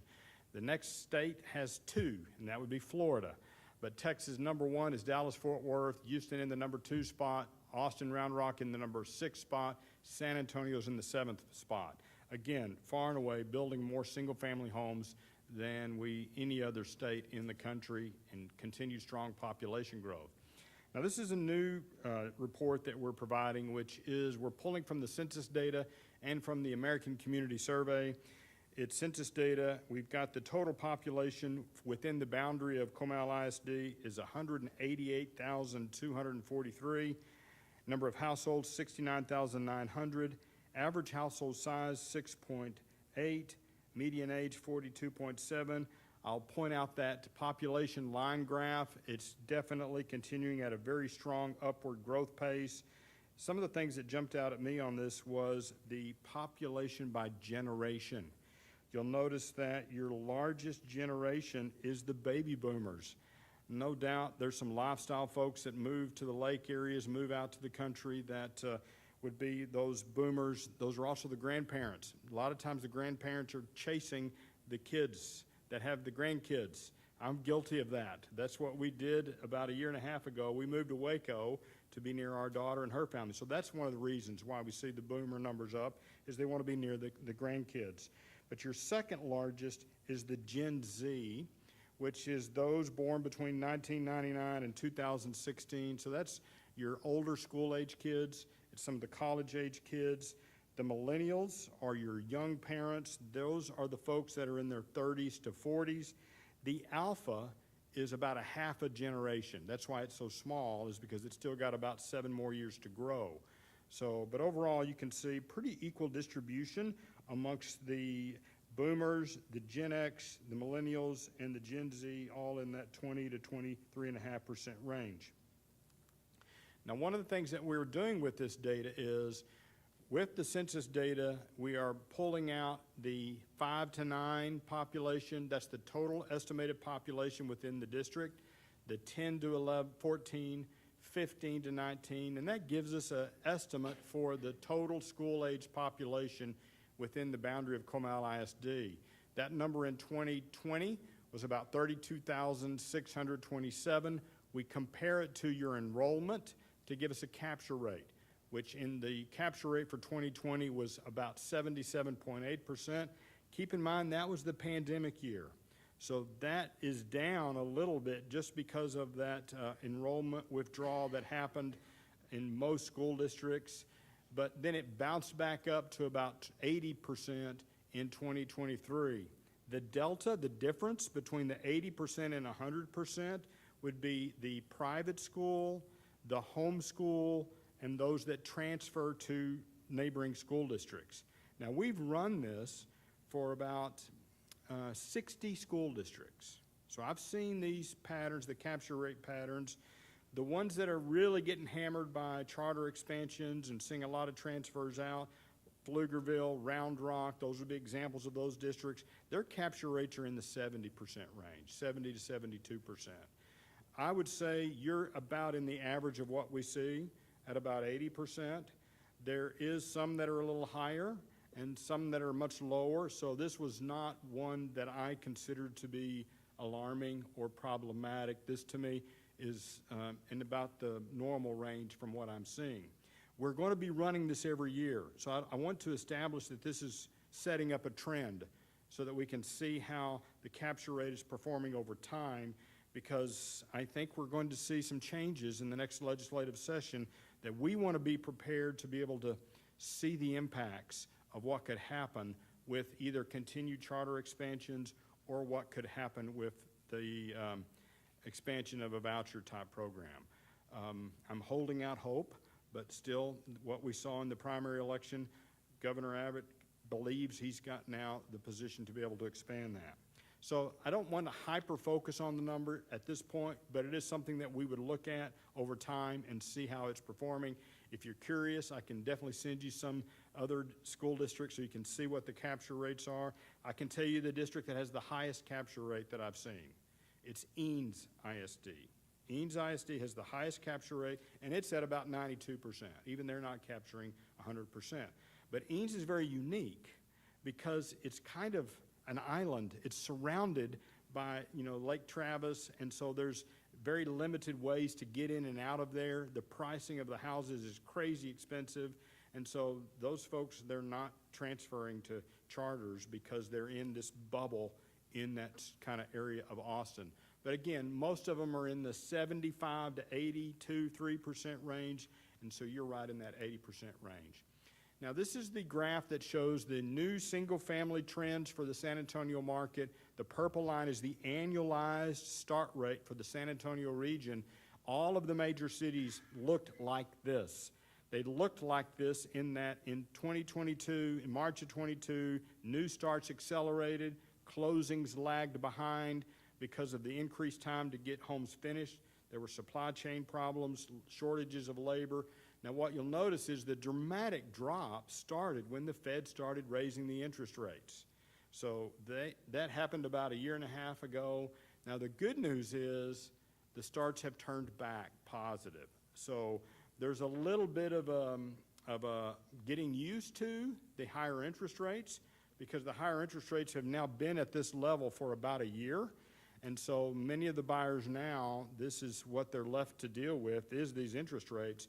Many of the new builders, though, are offering buy downs. So they're doing some things to get that interest rate down in the 5% range. I'm also seeing some existing homeowners that are selling, doing the same thing. So this is a tactic that we're seeing to try to get it down. Our economist, Ali Wolf, believes in 2025 we'll start to see those interest rates move back down. We have seen just a little bit of softening in the price of homes for new homes. The average price in 2022 for a new home sale within the district, $440,000. You can see in 23 it's softened down to about $421,000. Now, the odd thing is we haven't seen a softening of existing home sale price because we have a shortage of supply. The interest rates have caused another anomaly in the housing market. It's causing folks to stay put. They likely took advantage of those low interest rates, so they have an interest rate below 4%. So some of these folks that might have been considering moving into a bigger house or moving into a different area are staying put because they know that if they sell and finance their next house, the interest rate's going to be much higher. Even at 5%, it's much higher. So we are seeing folks staying in their homes longer, and it's partially tied to the interest rates. Now, Comal ISD is continuing to stay in the second ranked spot in the San Antonio region based on annual closings. You can see we're just shy of 3,000 annual closings for single-family homes. So again, we've seen a pretty good bounce back. The interest rates really haven't slowed it too much from what we saw about a year to 2 years ago. We have 2,143 starts. Inventory, that's some finished vacant. There is some finished vacant out there. There's also, those are the homes that are under construction. We've got 5,456 vacant developed lots. We've got 23,954 futures that are in the planning stages. And you do still have a tremendous amount of vacant raw land that's not in this number. The futures are the information that we have from either developers or from the city or from the county of a plat or preliminary plat. That's what we know. We know about this 23,000. We're starting to see some rumors of some pretty big developments, but they haven't become what we would classify as official yet. But there's definitely, the developers have not slowed down in their developing of new projects. This is the starts and closings by quarter. You can see in the fourth quarter, we started 568 homes in the fourth quarter. We closed over 620 homes in the fourth quarter. When we break it out by your attendance zones, Johnson Ranch, far and away, building the most single-family homes, over 600 annual starts. The second spot is Kinder Ranch with over 200 starts. Bill Brown is in the third spot at 186. You have multiple elementary zones building more than 100 homes per year. Again, the growth is spread out across the district. The other ones to kind of point out would be Goodwin-Fraser has over 4,200 future lots, and then the Rebecca Creek zone has 4,120 future lots. Here's a big picture. This is your current elementary attendance zones. The green shaded areas are the active subdivisions that are building single-family homes. The yellow shaded areas are the future subdivisions. And I've drawn an arrow to an area that we're watching up in the Rebecca Creek zone. We've heard rumors about Lennar, I think, is the builder that's up in that area, kind of scratching around, but we haven't seen a plat yet or a concept plan. But I think it's just a matter of time before that does eventually happen, because it's a pretty big piece of property, and that's ideal for those production builders. The yellow shaded areas are the futures, and the red outlines are where we are seeing development activity. That's where the bulldozers, earth moving, lots are being delivered in those areas with the red outline. We've got 18 future subdivisions, 2,400 lots are in development. And so those lots will be delivered within the next 6 to 12 months. We've got 2,269 lots that have utilities. Those are in the subdivisions where there's no timeline or time limit for a lot to be built on. When you see a D.R. Horton or a Lennar, when there's 1,000 lots in a D.R. Horton, those lots will be built very quickly. But some of the other areas, some of those lots could take many, many years because there'll be individuals that will buy a lot and build on it down the road. There's no time commitment. That's just to give you an idea of the number of lots that are kind of in that category. I want to touch on just a couple of highlights. Of course, Mayfair, they've got billboards up on 35. It's definitely very active now. 6,000 total lots. 4,000 lots are in the Frawhite Elementary Zone. About 2,000 lots are in the Oak Creek Elementary Zone. There is definitely single-family construction already underway. There's some multifamily construction taking place as well. So this summer is going to be a very busy summer for Mayfair. Creekside at Terrace, it's 482 total lots, 51 homes under construction. There's a satellite image from January the 17th that's showing the groundwork underway. They've got groundwork on about 200 lots. The price point of these homes are likely upper 200s to $300,000 range. This is in the Frawhite Elementary Zone. Steelwood Trails, it's another future that's getting cranked up. It's 1,122 total lots, 725 futures. They've delivered 317 vacant developed lots, 79 homes under construction. They've got groundwork on their next phase of 188 lots. They started 51 homes in the fourth quarter. This is Lennar, another production builder. Price points mid-200s to the mid-300s. There's also a tremendous amount of multifamily construction going on. The purple shaded areas are the multifamily projects. There's about 3,900 multifamily units under construction. 363 are single-family rental community.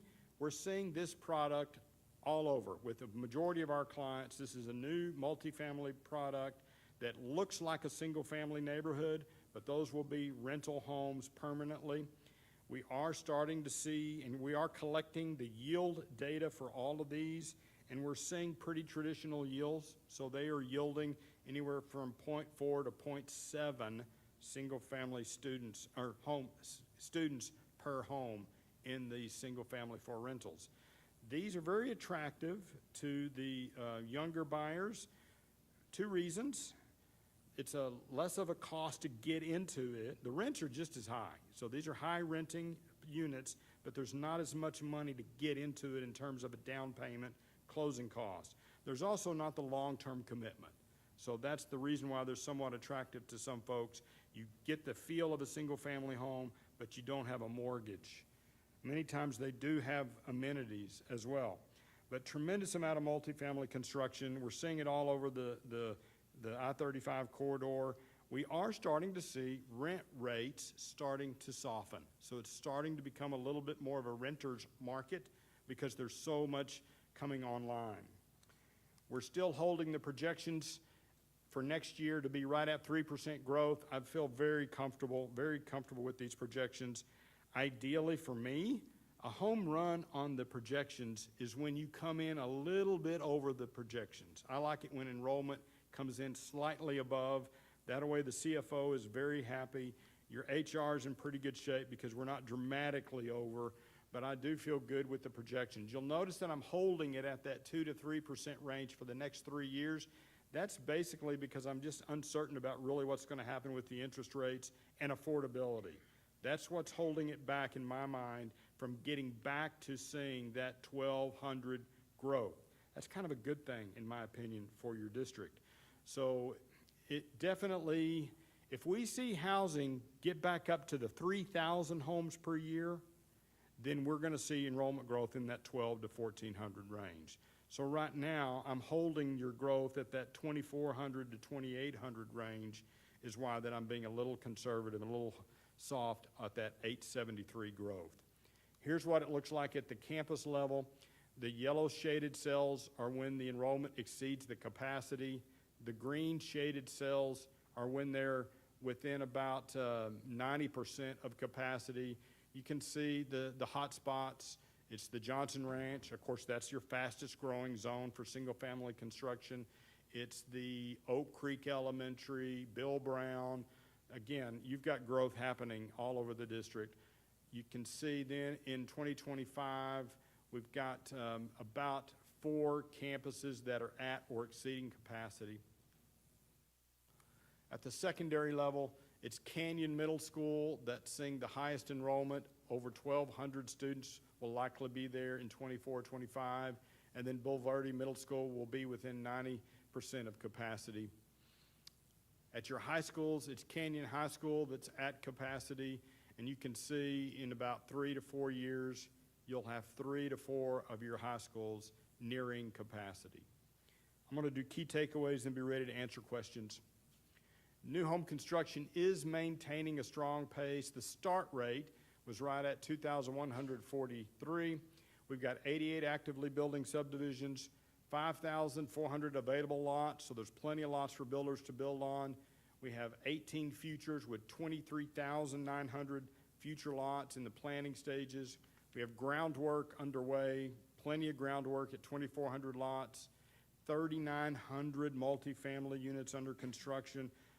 And the multifamily is almost overbuilding. We're seeing this in the Austin area and in the San Antonio. The Austin area and San Antonio occupancy rates are in the 83 to 84% range. That's some of the lowest occupancy rates they've seen in the last 7 years. They like for the occupancy rate to be in the 92 to 93% range.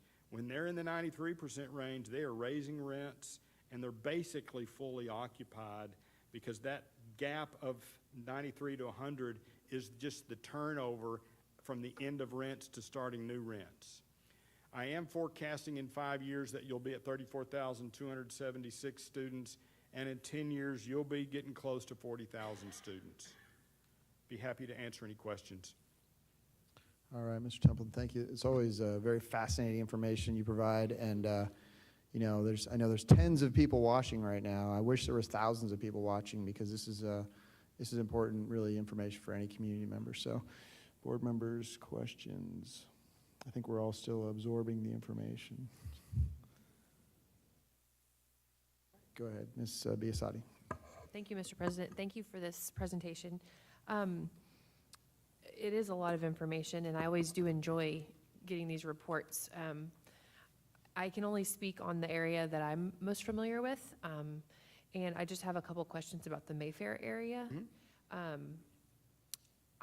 I personally do not see the homes coming up yet, and I see on this report it's home building anticipated in Q1, and then residents mid-24, which we're almost there. Yeah. So, and you know, we're planning future sites Yes. for this Mayfair to relieve Canyon Middle and all the growth in that area. Can you just maybe dig a little deeper in that Mayfair for me? I can. I'll send you our satellite imagery of Mayfair. Okay. I'll send you the starts, and so I can show you That'd be exactly where amazing. it's happening. Okay. I think, and you can tell, they're really priming up the pump, and so they're banking on a big summer. I count at least 3 billboards on I-35. Oh, yeah. And so it is the largest master plan community that you've got going right now. Sure. So its And we're planning location for is- that, you is know? good. It's got a good location. Yeah. So I think it may be a timing issue Okay. on the interest rates and what's happening with affordability. But no, I can follow up by sending you some specifics for Mayfair, for the single family and the multifamily. That'd be Yes. wonderful. And the one part I do want to add to that is that 6,000 housing units is a total allotted for water, sewer, road, et cetera. When we met with them, when we looked at the school sites there is a mixture of multifamily, attached housing, single family. So what you may not be seeing is when we think of 6,000, we expect to see that quantity. Right. Those are going to come in different packets, but the models are going up, and the lots and zones for that area around the school is very active.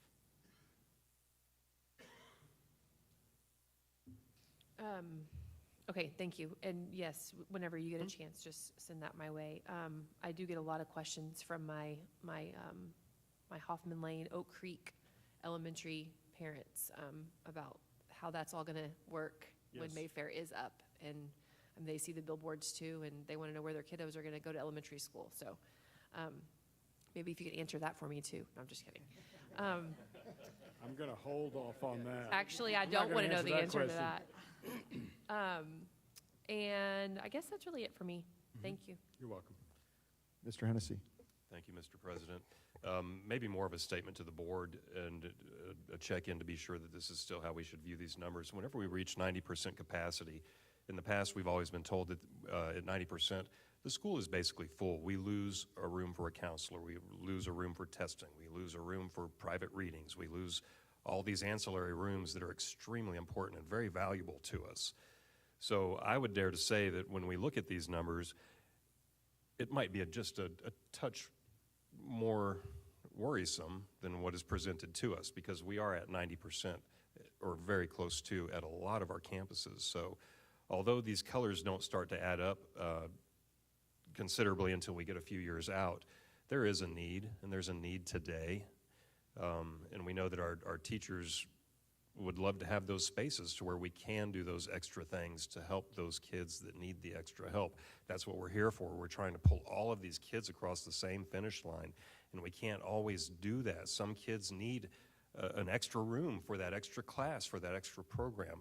And so I just want to reiterate that, yes, these colors don't add up for a few years, but we're in need currently today at 90%.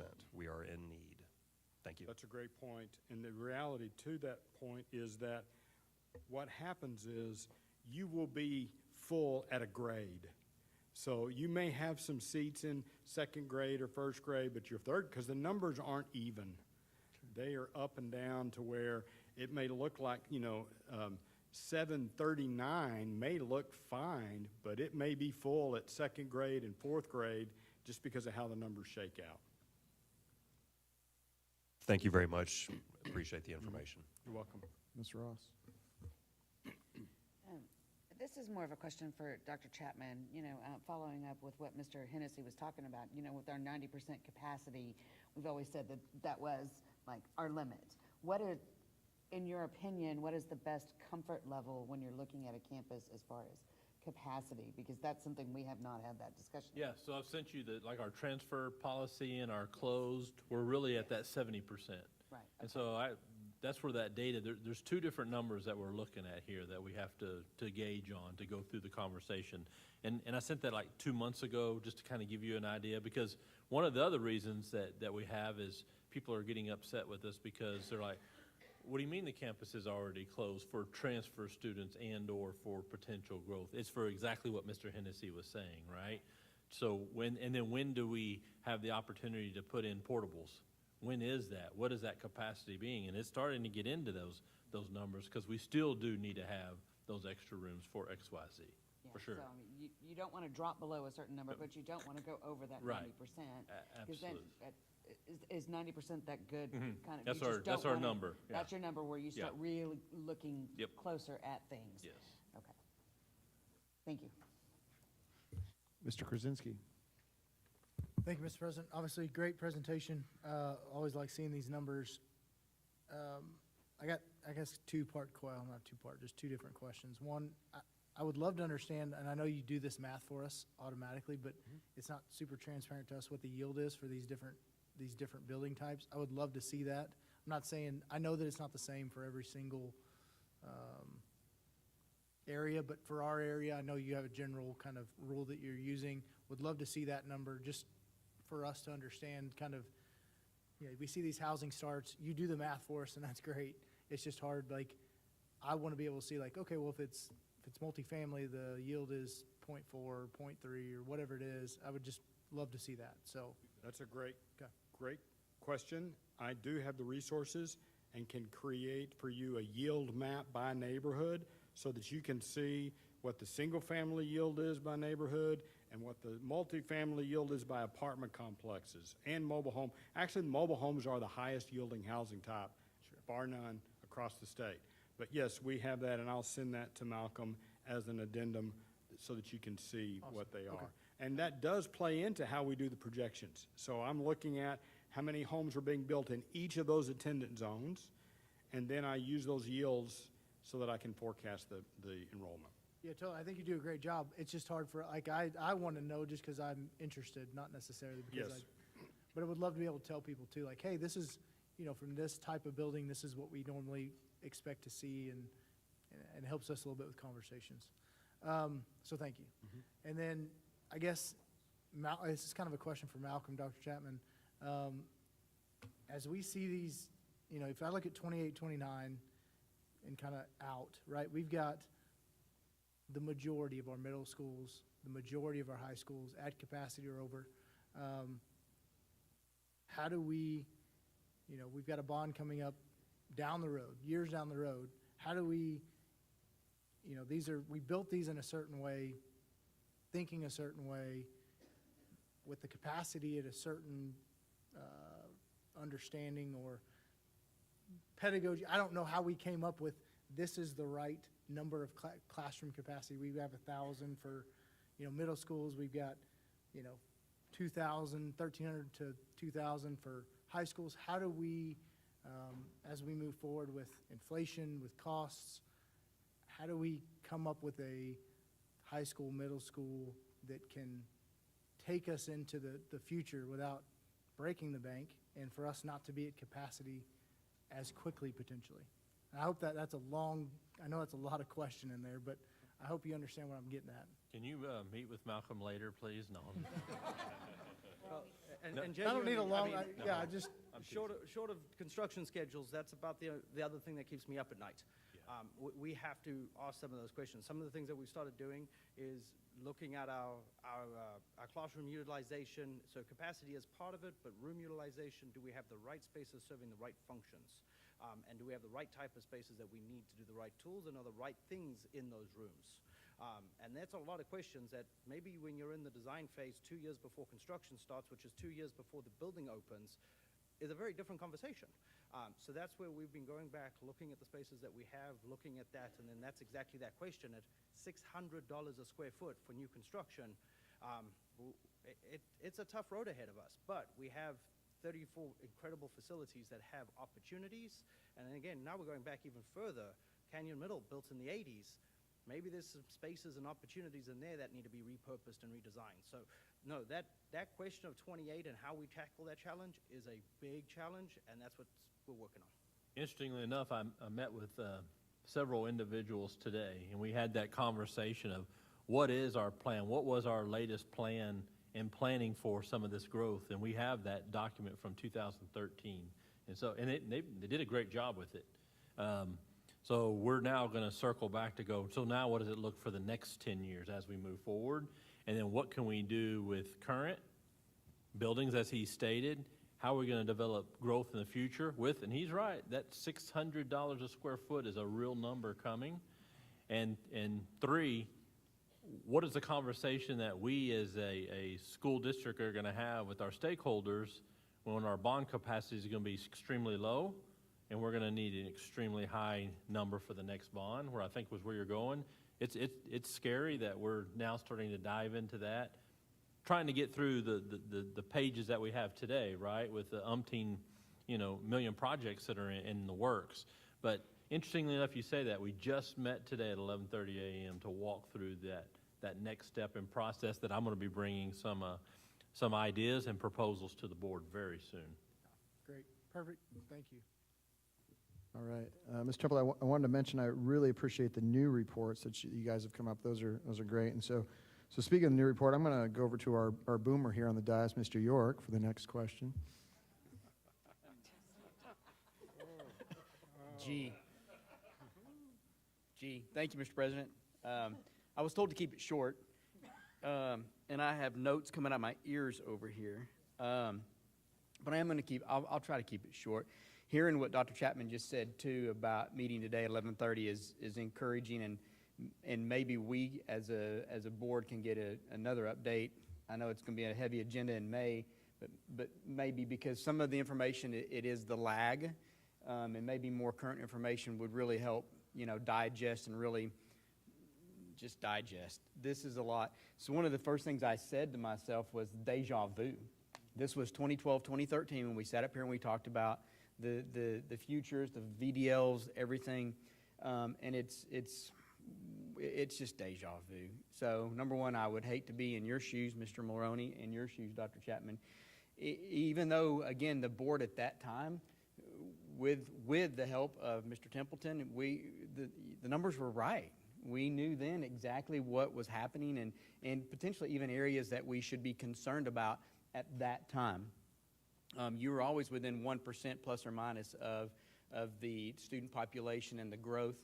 Great question by Mr. Krasinski, and it was one of my questions was, again, the yield. I would love to go back and be able to look at, we can go back and look at the yield, but I would love to look at it now because like Mayfair, Lennar, all these, and a lot of them that are doing these single-family rentals that a lot of people don't even know about, those yields are greater than anything I think we've ever seen. So I appreciate that. A definite question I have, Mr. Templeton, is Rebecca Creek on page 10, and we have the futures at 4120. That is exclusive of the Canyon Ranch Unit 1, Unit 2, and Unit 3 that Lennar Homes is doing, correct? That does not include any of... Include that. Okay. But you have satellite imagery of what's... Did y'all... So I would, okay, then so, okay, will it be May? Because this is, when was Q3? December, yeah. This is December. December data that we're still trying to get. What's so cool about our technology is we have 6 satellites that we're now getting fed pictures from. So I'm literally getting new pictures about every other week of satellite imagery. The Herald Zeitung published a deal showing that Canyon Ranch Unit 1, and it's the first of many units, and it is platted. And we're being told in our community right now that it is upwards of 3,000 homes. It could be another Johnson Ranch scenario. And they've already are turning dirt at the 281-306 intersection. That's Lennar Homes again. HEB is back online 100%. Whataburger is under construction. So we know this, but to do this presentation here without including some of this information, and again, I respect the lag, but it really does not, again, feel good to go back to my constituents that are asking, especially the ones that live in Cascada right now on 306, and saying, what are y'all doing? How are you going to, how are you going to house these kids? Where are you putting them? And so I know you may not have information, that would be soothing, but is there anything we can get more of a real time, potentially? Within the I can't speak to exactly when it's going to happen, but we're taking our research that is quarterly, that with this satellite imagery is about to be monthly.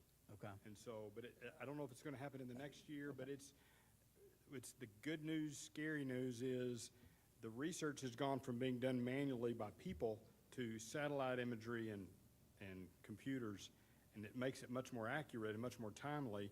Sure. And so, but no, it is definitely on the radar, and it's in the works. I would say that it is a sizable, very sizable project.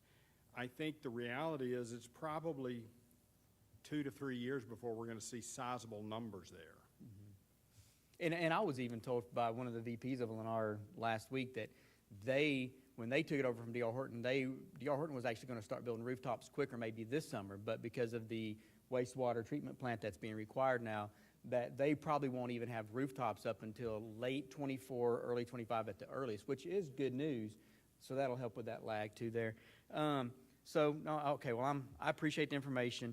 The worst part of all this is what Dr. Chapman just said a minute ago too, is, we were building for 200s, maybe 300 a foot about 10 or so years ago, and now we're at 500 to 600 a foot. And we have all the funding in the world from our governor and legislators up in Austin, really, really worried about public education like they should be. They're really concerned about it, so they're doing everything they can to help. So, again, good luck with that, Dr. Chapman. But appreciate the presentation. That was short. All right, and for the record, I am slightly older than Mr. York, but, all right. I didn't know the questions for me. I just really wanted to highlight the student capture rate. That's great. This is awesome, and this is like a challenge for us, right? Like we know people are moving to Comal because of the schools, and we want this rate to keep going up. We want all those kids to come to Comal ISD. We know that there's some of those districts around us that are on this chart of growing districts, their enrollment's going down, right? So their capture rate is going down. And so this is a challenge to us. We got to continue growing greatness so that we can capture all the kids coming to our area. So again, thank you very much for the presentation this evening.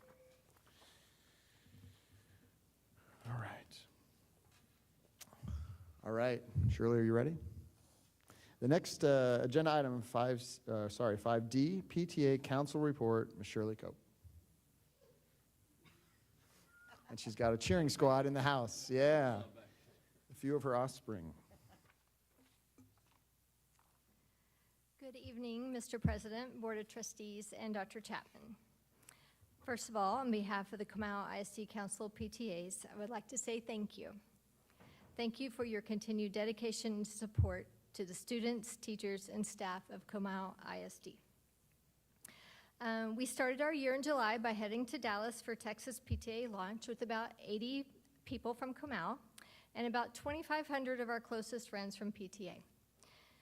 In August, Sarah Permenter and I led President-Principal training here at District Office. This is always a great way to begin our year as expectations are set. The partnership between a president and principal is critical to truly making a PTA run efficiently and effectively. We hit on topics such as communication, trust, teamwork, and the roles and responsibility of each. We held multiple trainings for our local PTAs in the fall and winter. We offered training topics such as officer roles, leadership, nominations and elections, taxes, and even partnered with Hillary Griffin for scholarship training. We will continue to hold trainings for our local PTAs this spring for the transition from outgoing to incoming officers to help prepare them to take over in their new leadership positions next year. Along with training and mentoring our local PTAs, we have had some great celebrations and events. Local PTA grants. We were able to award $500 grants to local PTAs to help them with programming or events on their campuses. Spotlight awards. At every delegate meeting, we spotlighted a PTA that was doing some great things on their campuses. Some of the examples are the Wrangler Roundup at SBMS, renovation of the teacher workroom at Canyon High School, costume swap where PTAs partnered with each other to share with the students for trunk or treat, and 2 schools that held a diverse abilities program with a focus on anything from hearing and vision impairment to ADHD and dyslexia. Straight Talk. In February, we hosted at our local high school campuses what Texas PTA calls Straight Talk. This year, the topic was navigating the smartphone era. Then we also participated in Bus Driver Appreciation Week. During that week, the council provided snacks and drinks for all of our bus hubs throughout the district. Reflections, our council's reflection chair, the Michelle Ross, held the reflection ceremony at Smithson Valley High School. It was a wonderful night celebrating our students. This year we had 22 students advance to the state level. The students here in Comal are truly talented. Candidate forums, we held those for SMD 2 and 5 last week. We recorded the Q&A session and posted on our council Facebook page. Any questions left by audience members were emailed to the candidates, and we gave them several days to respond. You can find the candidates' responses to the questions on our Facebook page as well. Our Kids and Family Expo this past weekend was truly an amazing event. Our coordinator, Lauren Harper, worked closely with Selwa Lamford and Sarah Permenter to make sure we had everything we needed. including partners from our district office teaming with us to make sure this event was even more successful. We even offered a free book fair with hundreds of books donated by half-price books. And what a joy it was to see kids stocking up for summer reading. And then to my baby of the clothes closet, it continues to thrive and has truly become an asset to our school community. Our clothes closet chair, Audrey Freeman, has done an amazing job making sure that the needs of our students have been met. We teamed up with the district again this year to provide the snuggle bags during the Christmas break to send home with some of our students. Last year, we helped collect for 225 students, and this year it doubled to 450. 11 of our PTAs held drives to collect the items. Some of the items collected by our PTAs were blankets, toothbrushes and toothpaste, deodorant, socks, chapstick, stuffed animals, snacks, and books. We are so very thankful for the generosity of our PTAs. And as far as our clothes closet, this year we have served all 37 campuses, and that is including Life Bridges, CDC, and Comal Academy. 6 campuses have held donation drives for the clothes closet, and when you break this down, we have given away 4,500 tops, 3,250 bottoms, 262 jackets, 2,800 pairs of new socks, 1,200 pairs of brand new underwear. And this is over 12,000 items of clothing that have gone to Comal ISD students in need. One of the greatest joys is that we are able to give students 10 of everything, which is double from when we first started. We are busting at the seams, and we would love to have a clothes closet on the west side of the district. And I have said that if this becomes a reality, I would come back to help get it started. And that's the only way, no. Founders Day. After the last delegate meeting, we celebrated Founders Day at Smithson Valley High School. This is our celebration of the formation of PTA, and when we get to celebrate our principals and volunteers that make a difference daily. We honored APs, principals, students, and volunteers from all across the district, as well as honoring a Life Membership Award to Casey O'Brien and giving our Founders Day Award to Jessica McAnally, as she will continue to serve our district through the Education Foundation. We had students perform for all our guests from jazz band, theater, dance, ROTC, orchestra, and choir. And last but certainly not least is membership. This is always a big one, and it's not just about the numbers. Yes, I always want to reach more than what we did the previous year, but the numbers represent many voices advocating for our students and teachers here in Comal, and we combine all those with the other members and PTAs all across Texas to be a thunderous voice to help make a difference statewide. Our membership total as of today is 15,125. We are only 38 members short of reaching our goal of an 8-year membership increase, and that is a huge hint. So if you want to join another PTA, I can tell you how. At our last delegate meeting, we celebrated our PTA's membership accomplishments, including our 7 Voice for Every Child Platinum recipients. This year, our campuses achieving this prestigious award are for various Spitzer, Indian Springs, Mountain Valley Elementary, Oak Creek, Timberwood Park, Spring Branch Middle, and Hill Country College Preparatory High School. I am so excited that we will be chartering our 35th PTA in the next few weeks for Bulverde Middle School. I'm not going to cry. Okay. I would like to thank Dr. Chapman for his support. This year, we have met every single month and really formed a partnership of council president, superintendent. I have kept him informed of what has been happening around Comal and have been able to work with him through some, for lack of a better word, difficulties, but it hasn't all been that way. It has truly been a pleasure getting to know you, sir, and work with you. Thank you for making the relationship between district and PTA a priority. When we moved here in 2007, I didn't think my daughter would ever forgive me. This was my oldest daughter. She would forgive me and my husband for taking her from her friends.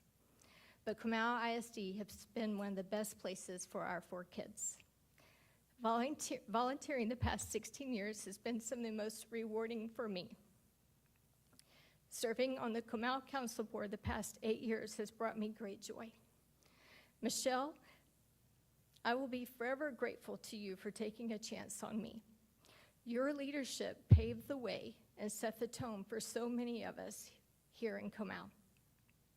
Serving as council president, not once, but twice, has been an extreme honor and my favorite volunteer job that I have never taken for granted. It's been hard at times, but it has been so rewarding to see new leaders develop and understand why we do what we do.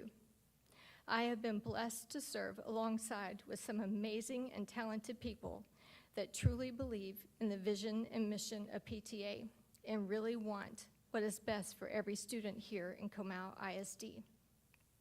I am thankful for the friendships that I have made with principals and people here in this building and for the support I have been given through the years. Yes, there is still work to be done, but I know that this next set of leaders is up for the task at hand. Mary Meffert will be the new council president in just 36 days. That is according to my countdown calendar. And I have all the faith in the world that she is more than able to continue the great work that we do here in Comal. In closing, I would also like to thank you, the board, for your support of PTA. I have been a part of this council PTA since 2016, and it is truly a blessing with the amount of support that we receive from you all. To have you show up at our council delegate meetings, attend events of our local PTAs, get on the buses, and attend rally day with our parents and students, and help sort and wash clothes at our clothes closet means more to me than you will ever know. Thank you for your dedication, kindness, and your friendship. Thank you.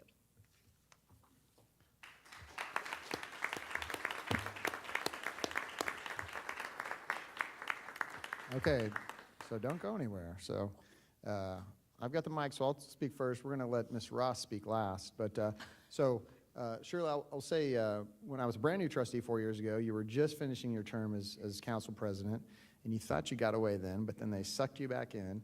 And so I'll just say, your leadership's been fantastic. And, if you look up here, 4 of the 7 trustees started as volunteers in the PTA. And so it's because of awesome leaders like you that grows people to come up here and represent parts of our community on the board. So thank you very much for everything you've done. And I especially appreciate the way you've done, things for the board, like putting together the candidate forum so that our community can get to know the board, the potential board members, before they get up here on the dais. So I will hand it off to Mr. York.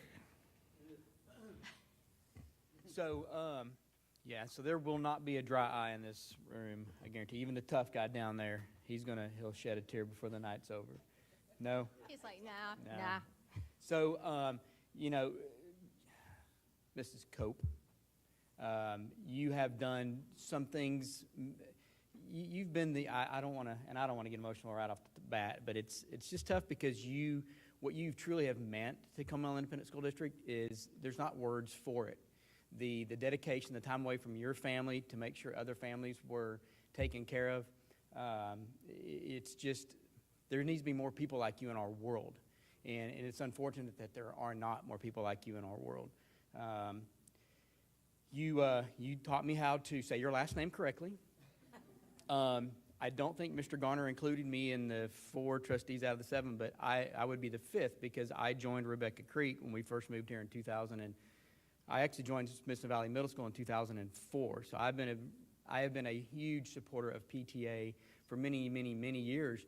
But truthfully, with what you and Ms. Ross really meant to PTA is what ingrained me in knowing what the true meaning of PTA really was. I only can say thank you, and it just pales in comparison as a word to what you have truly meant to us. Getting to know your kids, getting to know your family, getting to know really what you've meant to them. And it's just, I just don't have the right words for you. Thank you.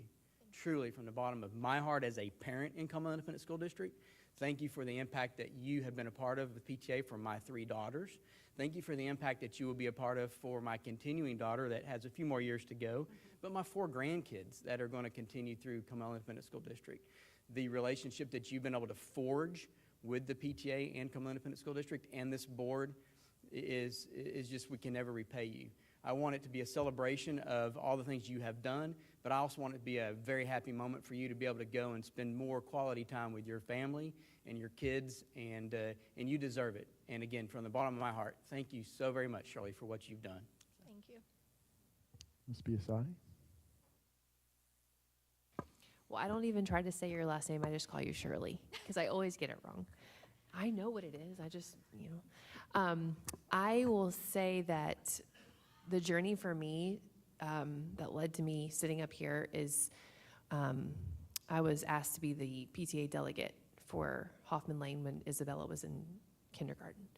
And I didn't know what I was getting into. And I remember thinking, goodness, this meeting's in the middle of the day. I have 2 little kids at home. And I left the first meeting and I wanted so much more. The information that you provide, the way that you treat the principals and the presidents, you do it with grace, and even your messages that are meant to really hit everybody where they need to hear it, you still do it so gracefully. It's just beautiful. But the respect that everyone has for you is earned, and I guess I really forged my love for Comal ISD when I first was a member of PTA, and I thank you for that, and you too, Ms. Ross. But what you have done, like Jason said, for this district, for years to come, it'll just live on. And I am all the faith that the new board will do wonderful things, but you have set the standard and the foundation, and I thank you for that. Thank you. Skip. Mr. Hennessy.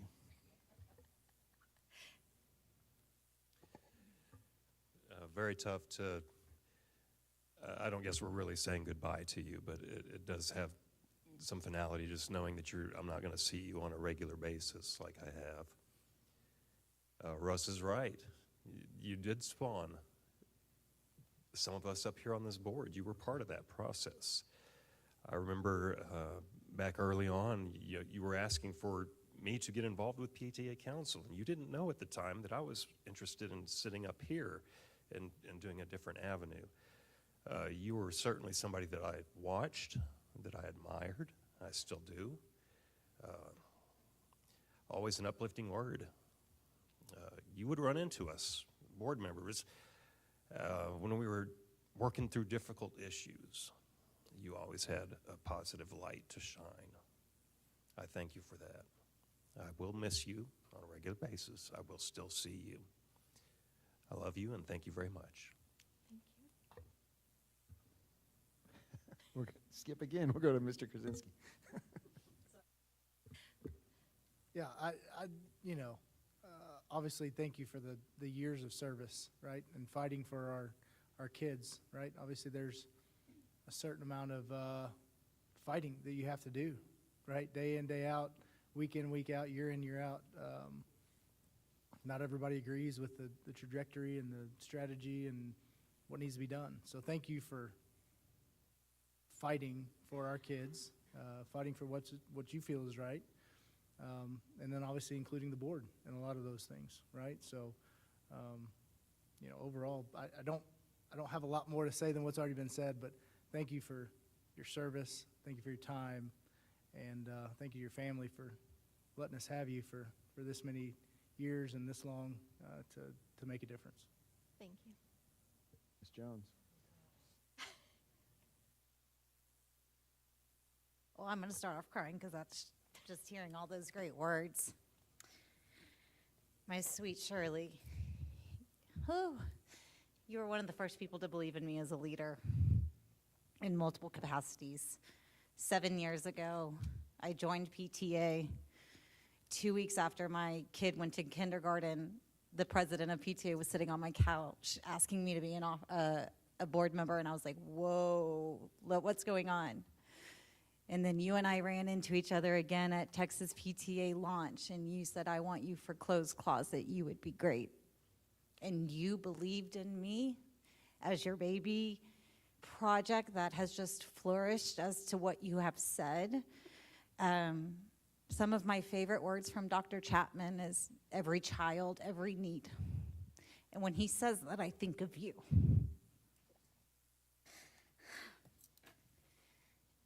Comal Leader Academy, I mean, the list goes on, but you saw something in me. So you are a part of decisions that are up here for the 30,000 kids, the 3,500 teachers, the countless taxpayers. You're a part of this, and I'm just so thankful. I am thankful that I get to see you at church and your kids and hug them, and to see you out and about and really giving it your all up until the end. Still 36 days, but we're going to keep going, okay? 36 days, 38 members. We can do this. But I just want to thank you for your dedication. And I was in such denial of this until right now.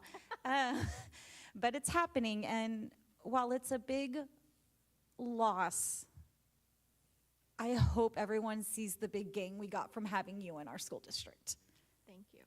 And I love you. I love you. And I will see you over and over and over again, but I'm going to give the words back to you that you said to us, and I want to thank you for your dedication and your kindness and your friendship as well. Enjoy that, sweet family. I will. And I'm not changing my number. I've told Dr. Chapman I'm not changing my number or my email. Not at first. I may after. Thank Good you. luck, I love Ross. you. Dr. Chapman. Yeah, I just want to tell you, I haven't been here very long, and man, you opened your arms and you're extremely patient with me as I'm navigating, through a new normal, a new culture in the district, and you've really probed me into the direction that I needed to go as we navigate that bridge between leadership and the PTA. But I'm going to say this, that many people say this. They say, I wish I would have. Many people say, I wish I would have built a legacy. I wish I would have made a difference.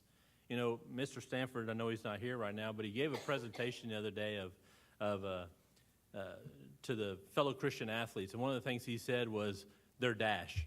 And I can tell you, you should be very proudful of that dash. From the day you were born to the day you leave this earth, you have a lot to say.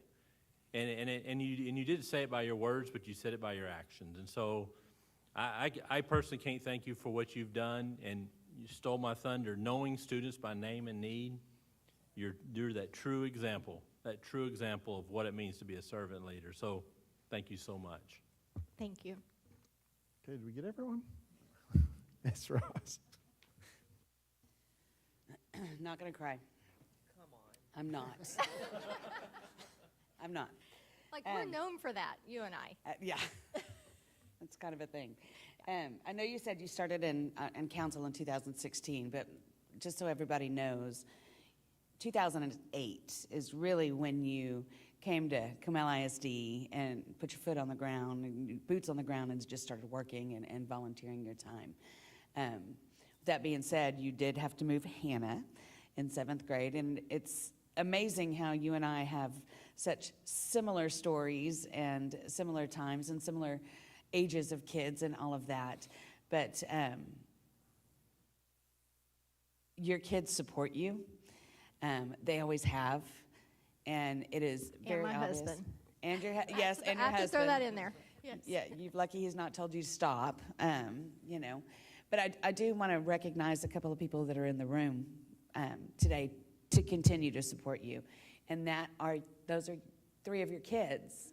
You've got Hannah and Brandon and Madison here to support you, and that just shows that the love that you've given them, as well as all of the kids in Comal ISD.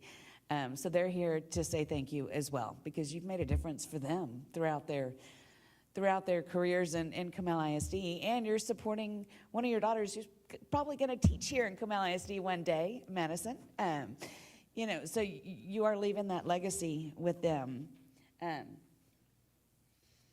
There is nobody better that could have led this PTA with Dr. Chapman navigating his way through his successes.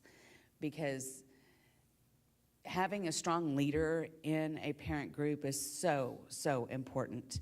And you were the right person to really tell him and show him what PTA does mean in Comal ISD. And so there couldn't have been a better person to help forge this relationship. And that is a legacy that will continue with our superintendent, with Mary. And I know your leadership with her is going to be important, and I can't wait to have lunch so we can give her the ins and outs and the goods and the bads. But throughout this time that you've been a leader, you and I have forged one of the best friendships in the world. I mean, I don't know, what are we going to do when we don't have Comal ISD to talk about, 18 times a day? I'm sure you'll find something. We'll find something. Maybe you can come make tumblers and earrings with me. But I so appreciate everything that you and I have been through. And who knew that we would be talking to parole boards and all of that, all of the things that are having to be navigated with PTA and volunteerism. You've really left a mark. And we all want to leave that legacy and that clothes closet. Oh, sweet Shirley. That is something that was very needed, and that was such a passion. And that is a legacy that will live on, and that's got your name all over it. And I know that's been such an important part of what you wanted to leave here, and you've done it. It's amazing. Yes.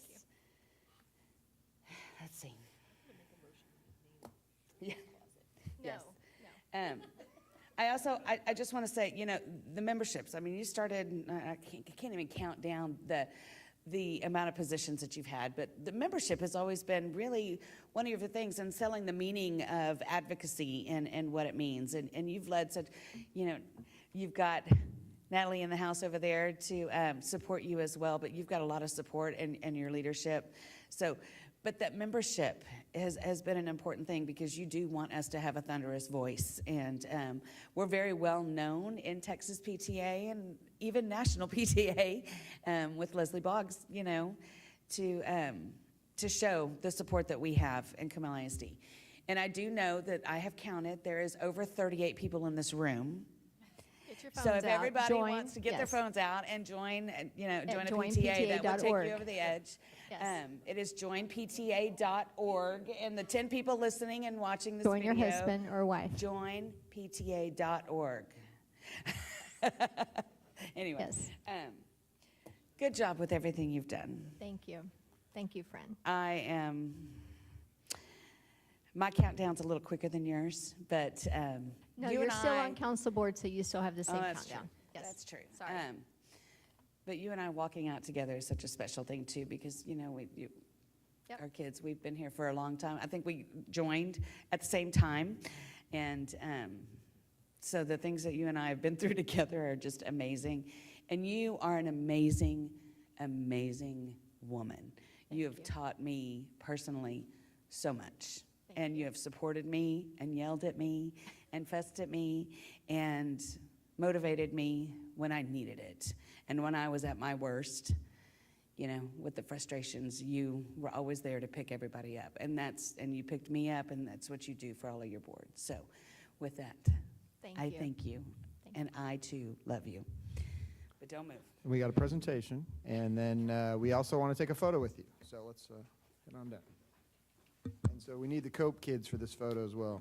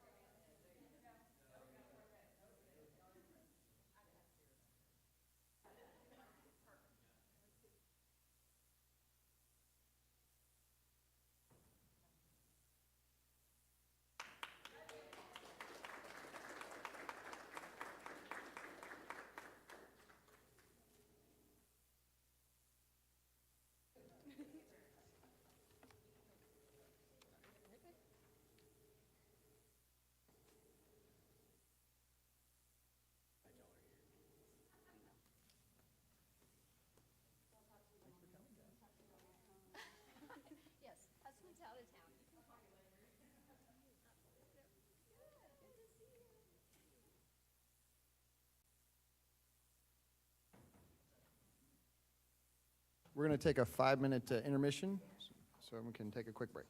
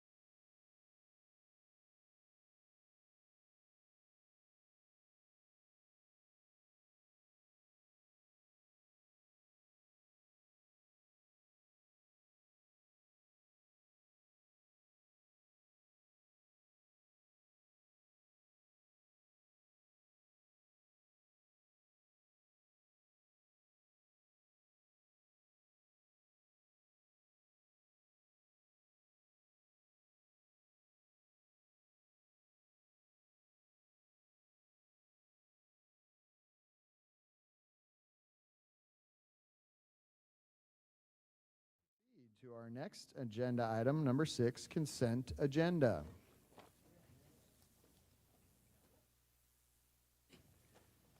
The consent agenda is a mechanism the board uses to approve a number of routine items together with a single vote. In compliance with the Texas Open Meetings Act, the public notice for this meeting includes a list of all consent agenda items, and the board has been provided ample information about these items in advance. Prior to any action taken on the consent agenda, board members may request withdrawal of individual items for clarification or discussion. Board members, are there any items to be removed from the consent agenda at this time? Ms.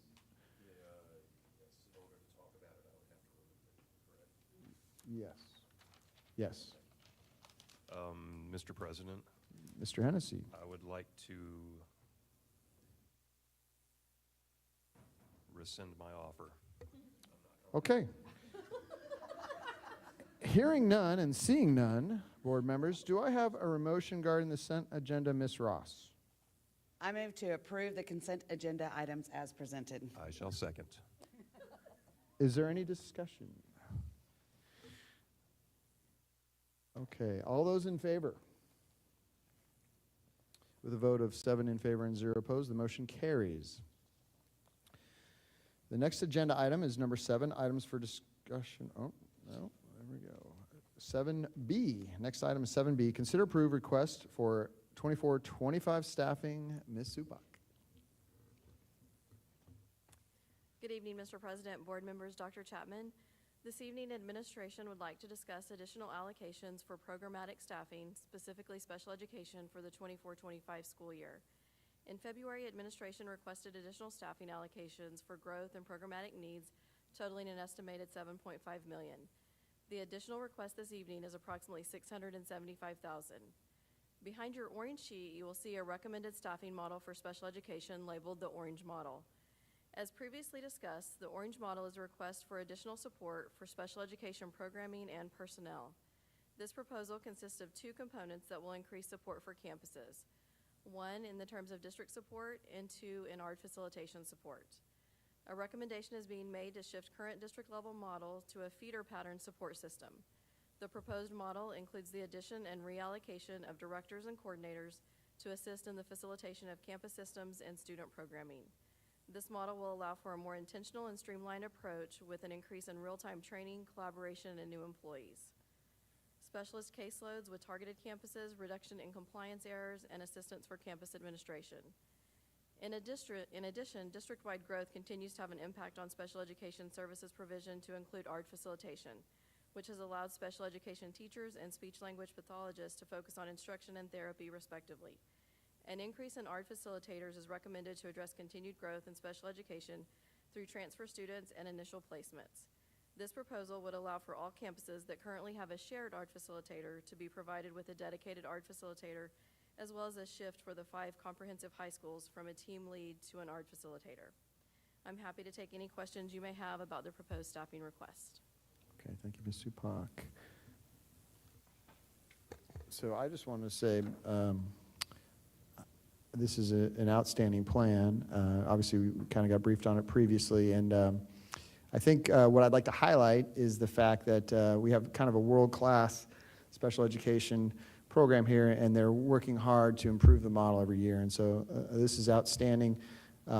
This is what private schools don't have. This is what charter schools don't have, and so this is what we do here in Comal. And so when the governor gets his vouchers program proposed, all schools that receive state money should have programs like we have, right, to take care of all kids. I think that's something important to highlight. But there's a lot of families that come to Comal because of our special ed program. So I really appreciate the thoughtful look at improving our current existing model to make it even better going forward. President? Oh, hold on there. Let's see if we have any. I think we have some questions. Mr. Hennessy. Yes, thank you, Mr. President. Since we are on staffing, I feel it's the time to ask for the staffing. Question that I have in regards to the extras that were provided to us in board book that had the listing of all of the contracts that were issued. There were several hundred names, I believe, on that list through the extras. I'm curious if it's possible to align those names with a particular campus. Because the listing that I received just shows names, and it's very difficult to go through a list of names and try to think, do I know these individuals? Although I'm just asking, is it possible to put a campus with the name? Right, and you're referring to the contract list that you approved in Correct. the consent? Yes, we can do that. So the new positions that you see, the new personnel tonight on the personnel report did have campuses, but as far as the contract, so that's every teacher that has a contract, we can add campuses to that if you would like to see that. Okay. Yeah, that was really the only clarification that I was looking for. Board members, any other questions? Mr. President. I was going to go to Ms. Biasotti. for that. Mr. President, Yes, ma'am. I move to approve the request for staffing allocations as presented. I shall second. All in favor? Motion carries 7-0. Thank you, Ms. Supak. Okay, next item 7C, consider approve RFP for interactive flat panels. Mr. Monroe, looks like we've got show and tell.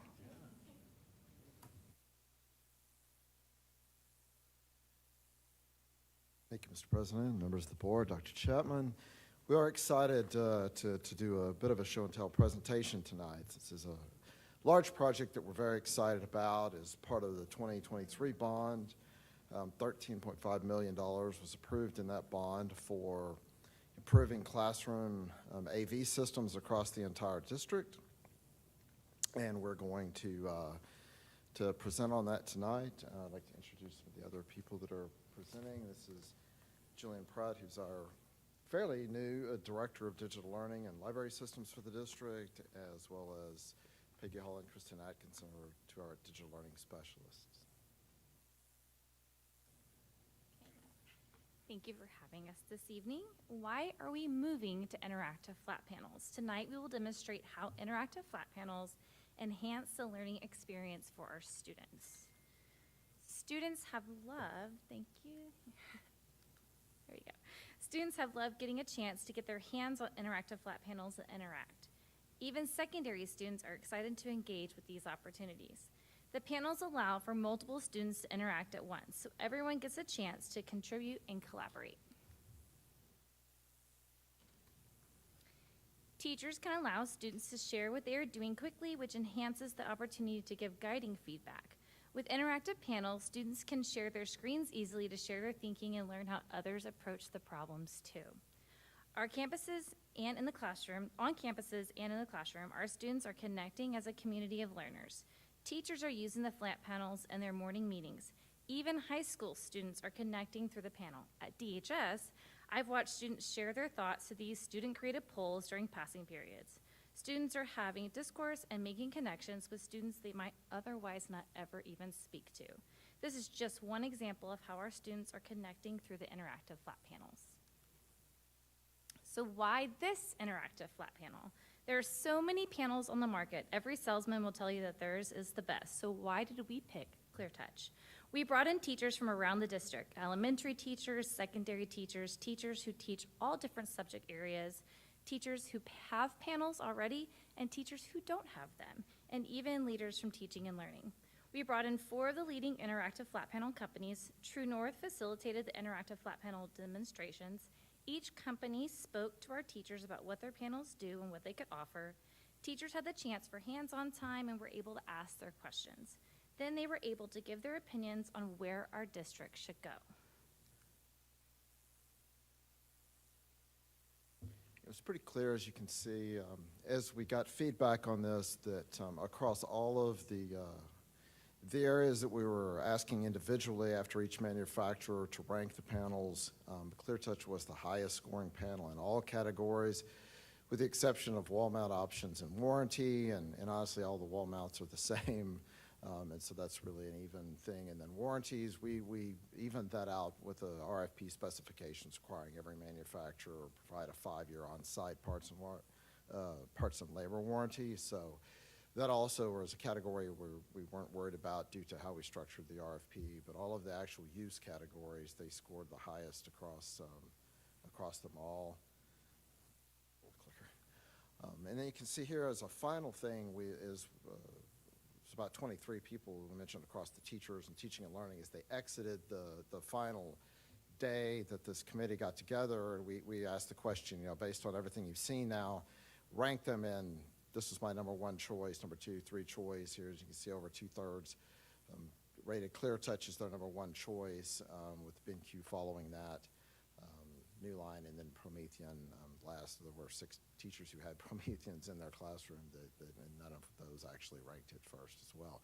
The real drivers behind this was that some changes in the industry that have happened over the last year, and we're going to show a few of those features, but one of the really key pieces was the fact that panels have come on the market now that are Google, they call it Google EDLA certified. They're running off a more powerful Android operating system, and really it allows them to operate much more like a full-powered Chromebook as opposed to an Android tablet or something the way the previous panels worked. So all of the native integration into the Google applications our teachers use is much faster, it's much smoother, there's a lot more things you can instantly access, and it really makes it a lot more efficient from the teacher standpoint. 3 of the 4 panels we looked at, BenQ, New Line, and ClearTouch, all have that technology.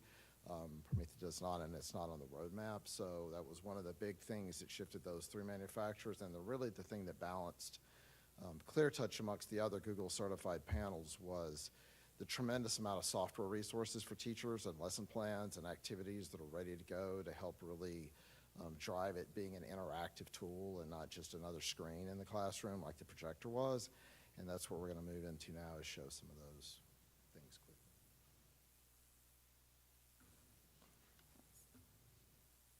Scott touched on the EDLA already, so I'm just going to, it's just EDLA certified. And so if you look over here, Kristen's going to show you how quick it is just to go straight from the desktop into Google Classroom.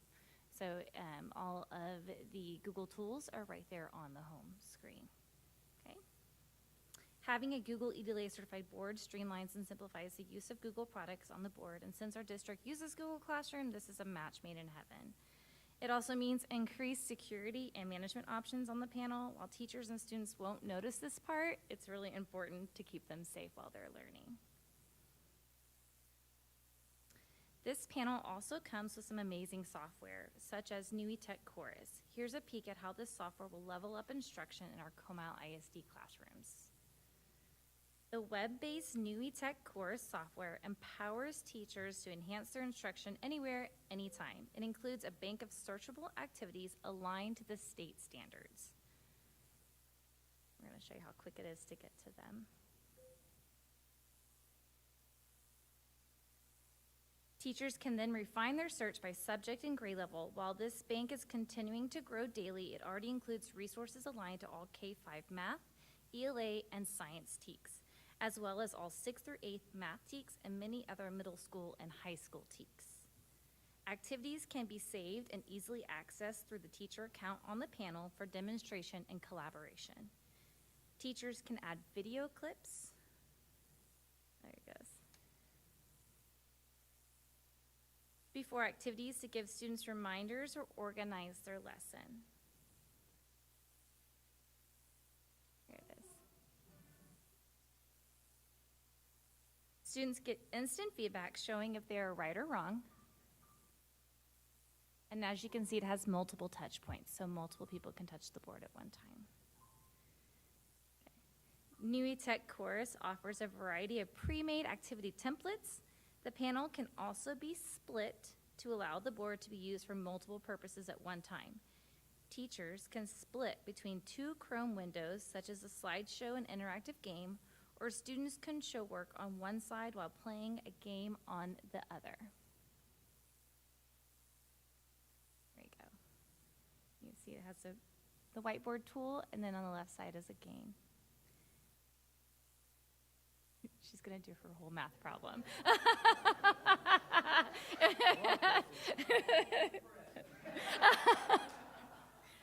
Former 5th grade teacher over there. Yeah. Teachers can easily return back to full screen mode in a simple, intuitive motion, and in addition to including a video before an activity, teachers can also embed resources, such as websites or PDFs. This article is a part of our biology unit map and can be easily included for students. Students can complete activities on their own devices for individual assessment. Students can even create their own activities to review and submit their learning.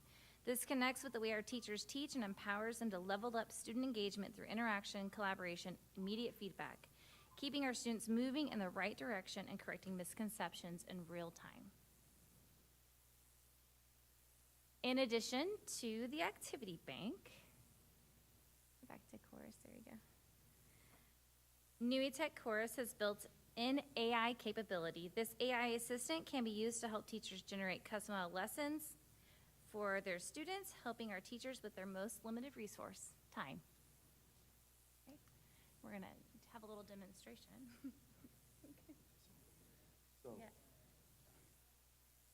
Yeah, I know, that's what Tim was asking, it was one of those fans, I was like, no. No, one of the things we actually didn't ask for, weren't looking for, that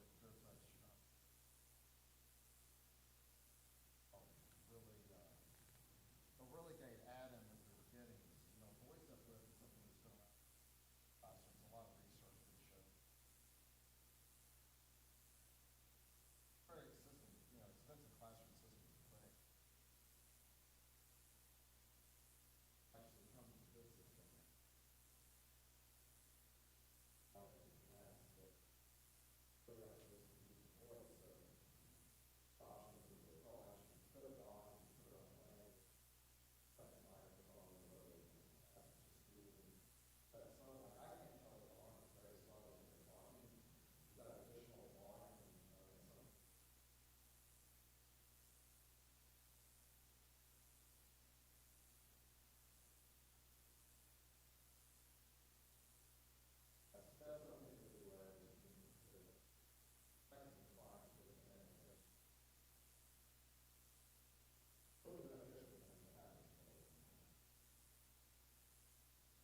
So how will we get our teachers comfortable with this new technology?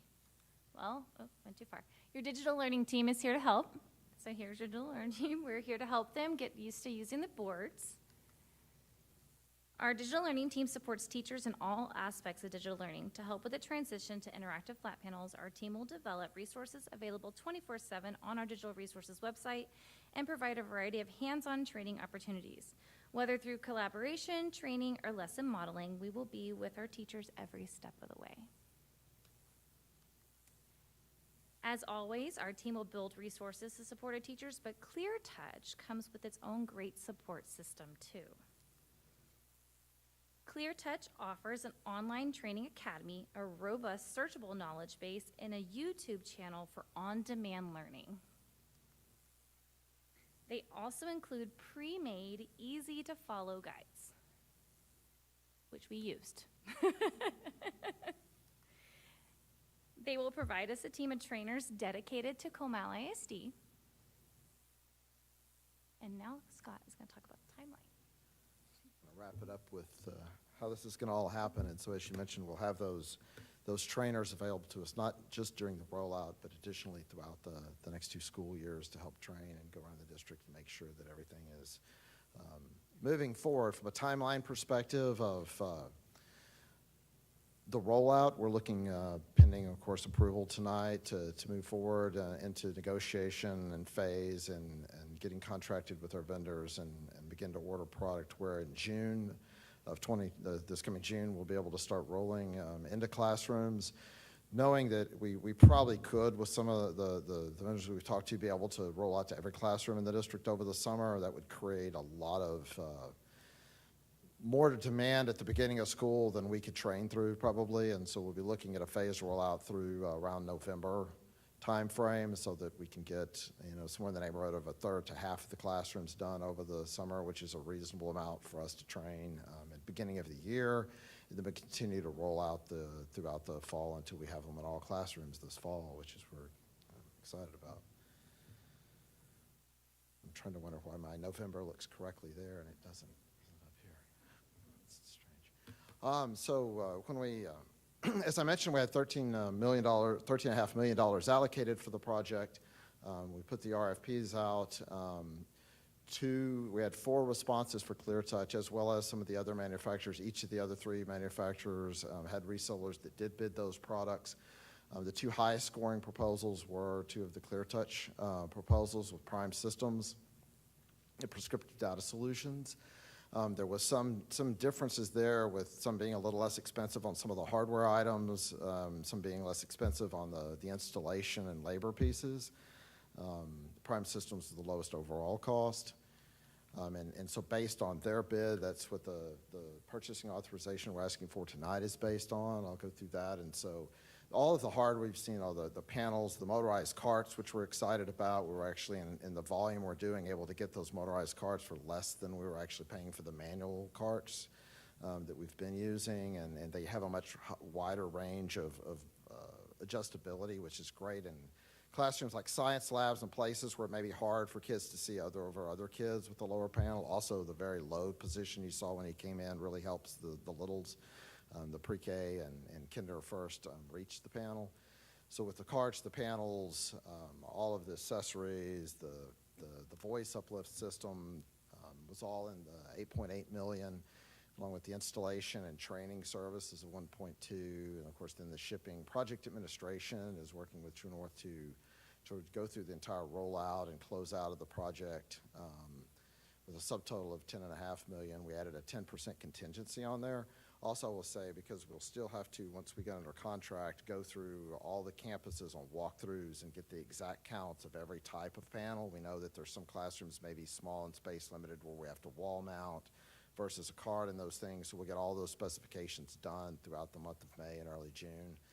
We estimated pretty high on our quantities to come to those hardware numbers. So I'm expecting, especially with the generous contingency, it's likely that the actual spend will be closer to $10 to $10.5 million. But we're asking for that approval at 11.6 so we can make sure we can get the project done. So we're coming in well under the $13.5 million estimate. And also, we're asking to approve to work with both Prime Systems and Prescriptive Data and True North Consulting Group so that we can, if we need to split some things, get some hardware from one person, installation from another in order to maximize the value that we get, we're able to do that. So with that, I'll open it up and see if there's any questions. Ms. Biasotti. So just to be clear, once every classroom has these and they've gone through the training process, then we'll have a team at the district level that's there for staff, and you guys will be able to be the support for the questions that come up. And Correct. We know a lot of the initial training as we roll these out and we get through things like beginning of the year training and Comal ISD. A lot of that's going to be sort of core how-to training, how to use the board, right? But then we want to make sure that we have the capacity with our own internal digital learning team as well as the trainers they'll be provided from ClearTouch, which we're requiring to be certified teachers and ex-teachers, and so oh, wow. Not just technical trainers. And so the goal there is really to be able to go in and individually work with teachers on how to use those interactive tools, how to build interactive lesson plans. So this isn't just technical training. It's very much about innovative teaching with the tools. All right, that's wonderful. This is amazing. The presentation was really neat. And my other question was, I like it on rollers, and I was wondering why we were going to wall mount it, because I think it's cool that you can turn it and move it. But then, like you said, space-wise, that makes total sense. Our primary deployment will be on carts. We're estimating that around 90 to 95% will be on the carts, and that's how we priced everything out for those motorized carts.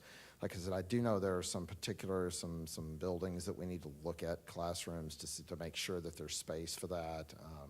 Smith Valley A Wing is one that jumps out at me. The classrooms are very space limited. All right, well, thank you.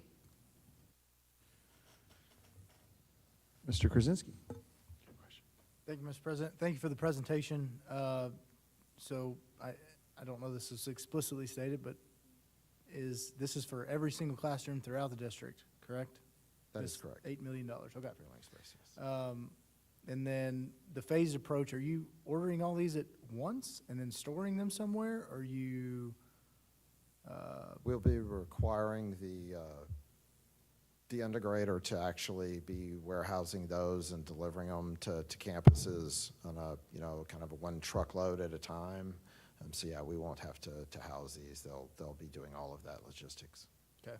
And then as far as these are kids, right? Things happen, stuff breaks. I understand warranty's more of a, does it work? Is it functioning? Software, hardware, like, Right. warranty's not some kid getting mad or bumping into it or what have you, right? What's the contingency there? What percentage of damage are you accounting for as we roll these out to all the classrooms? So they are pretty resilient, I will say that. Like, I have seen some boards damaged most of the boards I've seen damaged were on a van being moved from one campus to another by district staff, and had an accident, wreck, and cracked some panels. But other than that, having, rolled several brands out over the years, including ClearTouch, there's not a whole lot of breakage. They are pretty resilient. We will be having, it is built into the cost, to have several spares and extras on each campus, because one of the things we want is if a teacher goes down, they can roll it out, roll another one in, and then we have like I said, the on-site warranty where someone will come take care of that. So that's a few extra for every campus, but it's something that is part of our repair budget. We have that with projectors and things now as bulbs break and different things, but I'm honestly not expecting a huge break. I'd be surprised if we lost more than 1% a year. They're pretty durable. Okay, fair enough. Thank you. Any other questions, board members? Okay, Ms. Ross. I know you touched on this with Ms. Biasotti, and you said we were going to have some wall mounts. Did you get any pushback when you talked to teachers on the size and how much room that's going to take up in a classroom? And what are you doing with the cord? You can move it all around, but what are you doing with the cord? One of the most difficult things to anticipate is exactly where in a classroom a teacher, we've talked about that as we've looked at the blueprints on the new campuses too, because you have to have power outlet and they are wireless, so from a network perspective, they don't have to be hardwired to the wall, but they do take two power connections. And so the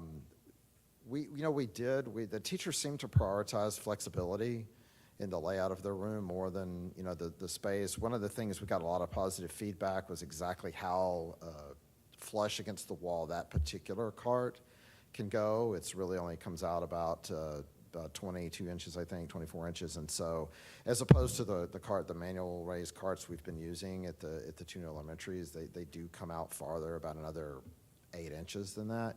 So that was most of the feedback. Did y'all hear anything else from teachers on the space? So they're really not as mobile as you think with those cords, right? You wouldn't take it from one side of the room to the other. How would that work in a classroom? Most classrooms have multiple outlets. So you would just plug it in and... Got it, okay. But no pushback on that? Good. Yeah, they look fun. I want to go play, but... Thank you. Ms. Jones. Thank you, Mr. President. Great visual. I felt like you were Vanna White there for a little bit. I felt like letters were going to turn over. I made that joke a few times when we were practicing. I know, it looked really fun, actually. I guess just my quick question with supporting the teachers and the new training and all of that, what is that? I saw the timeline and everything like that, but with the workload that they're doing and all of that, how much time is that going to impact them going into this new school year and everything like that from that June to November?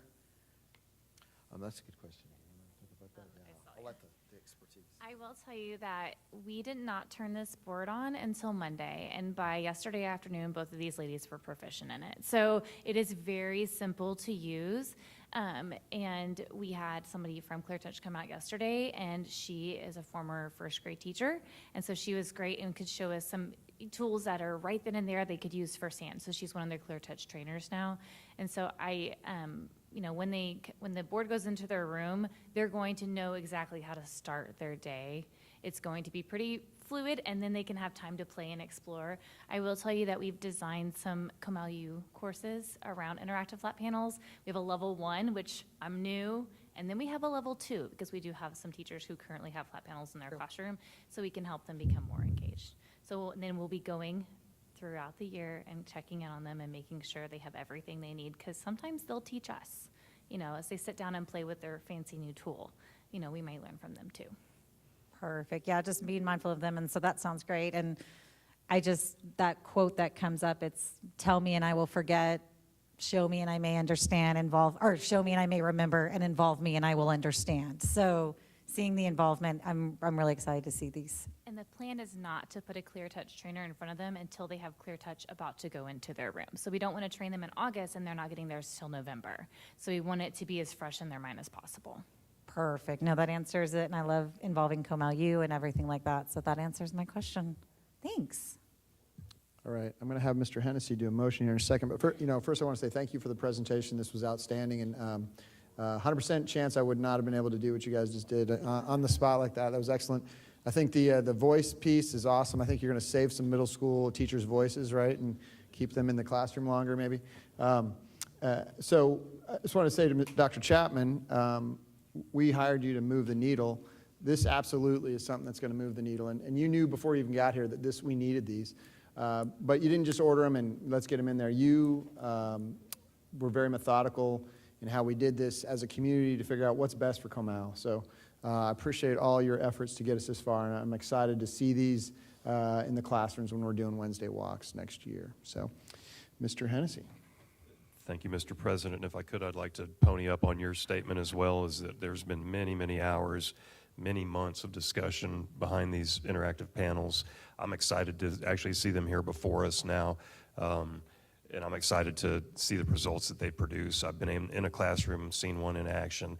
They are nothing short of phenomenal. So I'm excited to see the future on these. If I may, I would like to read a motion. I move to approve the spending authorization of $11.6 million and for the administration to work with Prime Systems, Prescriptive Data Solutions, and True North Consulting Group, as well as other vendors approved through state-coordinated purchasing contracts to complete this project as presented. Second. Any further discussion? All in favor?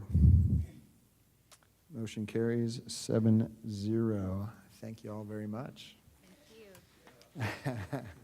We got some fans out there. All right. Mr. Graham, let's talk about school nutrition. Next item 7D, consider improved school nutrition programs, food service management contract. Mr. Graham. Yes, Mr. President and board members, Dr. Chapman. In September of '23, the Texas Department of Agriculture notified the district that it would be conducting a review, an administrative review and a procurement review of the child nutrition program for the previous 2 years. So that audit started in October of '23. School districts are required to have these audits. If you hire out a food service management company, you're mandated to have this audit every 2 years. And so on March 5th, the audit was conducted, started in October. On March 5th, TDA sent a letter to Dr. Chapman indicating that with the findings of the review, that the district would be required to go out for a rebid of its food service management company. And so the district did that. An RFP was conducted. We had 3 proposals submitted to the district. Those proposals were scored, and then a contract was drawn up and submitted back to TDA on April 1st. TDA received and acknowledged receiving that submission, but notified the district later that they had lost all food service management contract submissions, not just the districts, but all 390 of those submissions across the state. And so therefore, they would be delayed in responding to our to the district on whether or not that contract was approved. Per TDA regulations, they must approve that contract before you can take action. So therefore, there would be no action to take tonight, because even if you did, TDA would not recognize it because you would be doing that before they notified the district. So just let you know, we will bring it back to you as soon as we get TDA's approval. All right, Mr. Graham, thank you. Board members, any questions? All right, thank you for the presentation. We look forward to hopefully talking about this one next month. So, thank you. The next agenda item Number 8, closed session as authorized under Texas Government Code, including but not limited to sections 551.071, 551.072, 551.074, 551.076, 551.082, 551.0821, 551.084, and 551.089.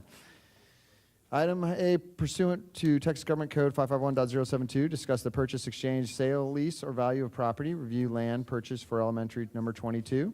Item 8B, pursuant to Texas Government Code 551.089, discuss and deliberate security assessments or deployments relating to information resources technology, certain networks, security information, or deployment, or specific occasions for implementation of security personnel, critical infrastructure, or security devices. Discuss purchase of network security solution. Audience members are welcome to remain in the boardroom if you really want to. As board members recess for deliberations, the time is now 9:07 p.m.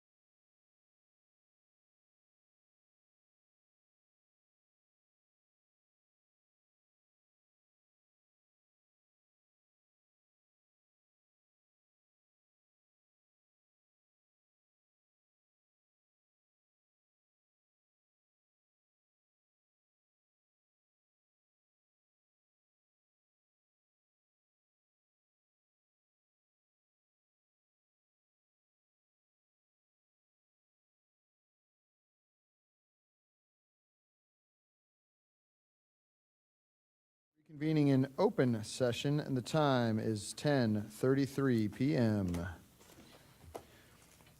Announcements. Enjoy the extended student staff holiday this weekend. Our next board workshop will be held Wednesday, May 8th, at our regularly scheduled board meeting will be held Thursday, May 16th, both at 6 p.m. in the Support Services Boardroom. Trustees, remember, we are doing our pre-meeting on May 16th at 5 p.m., not 5:30. And we will be honoring the person sitting to my right at the pre-meeting of that day. Ladies and gentlemen, there'll be no further business. This meeting is adjourned at 10:34 p.m.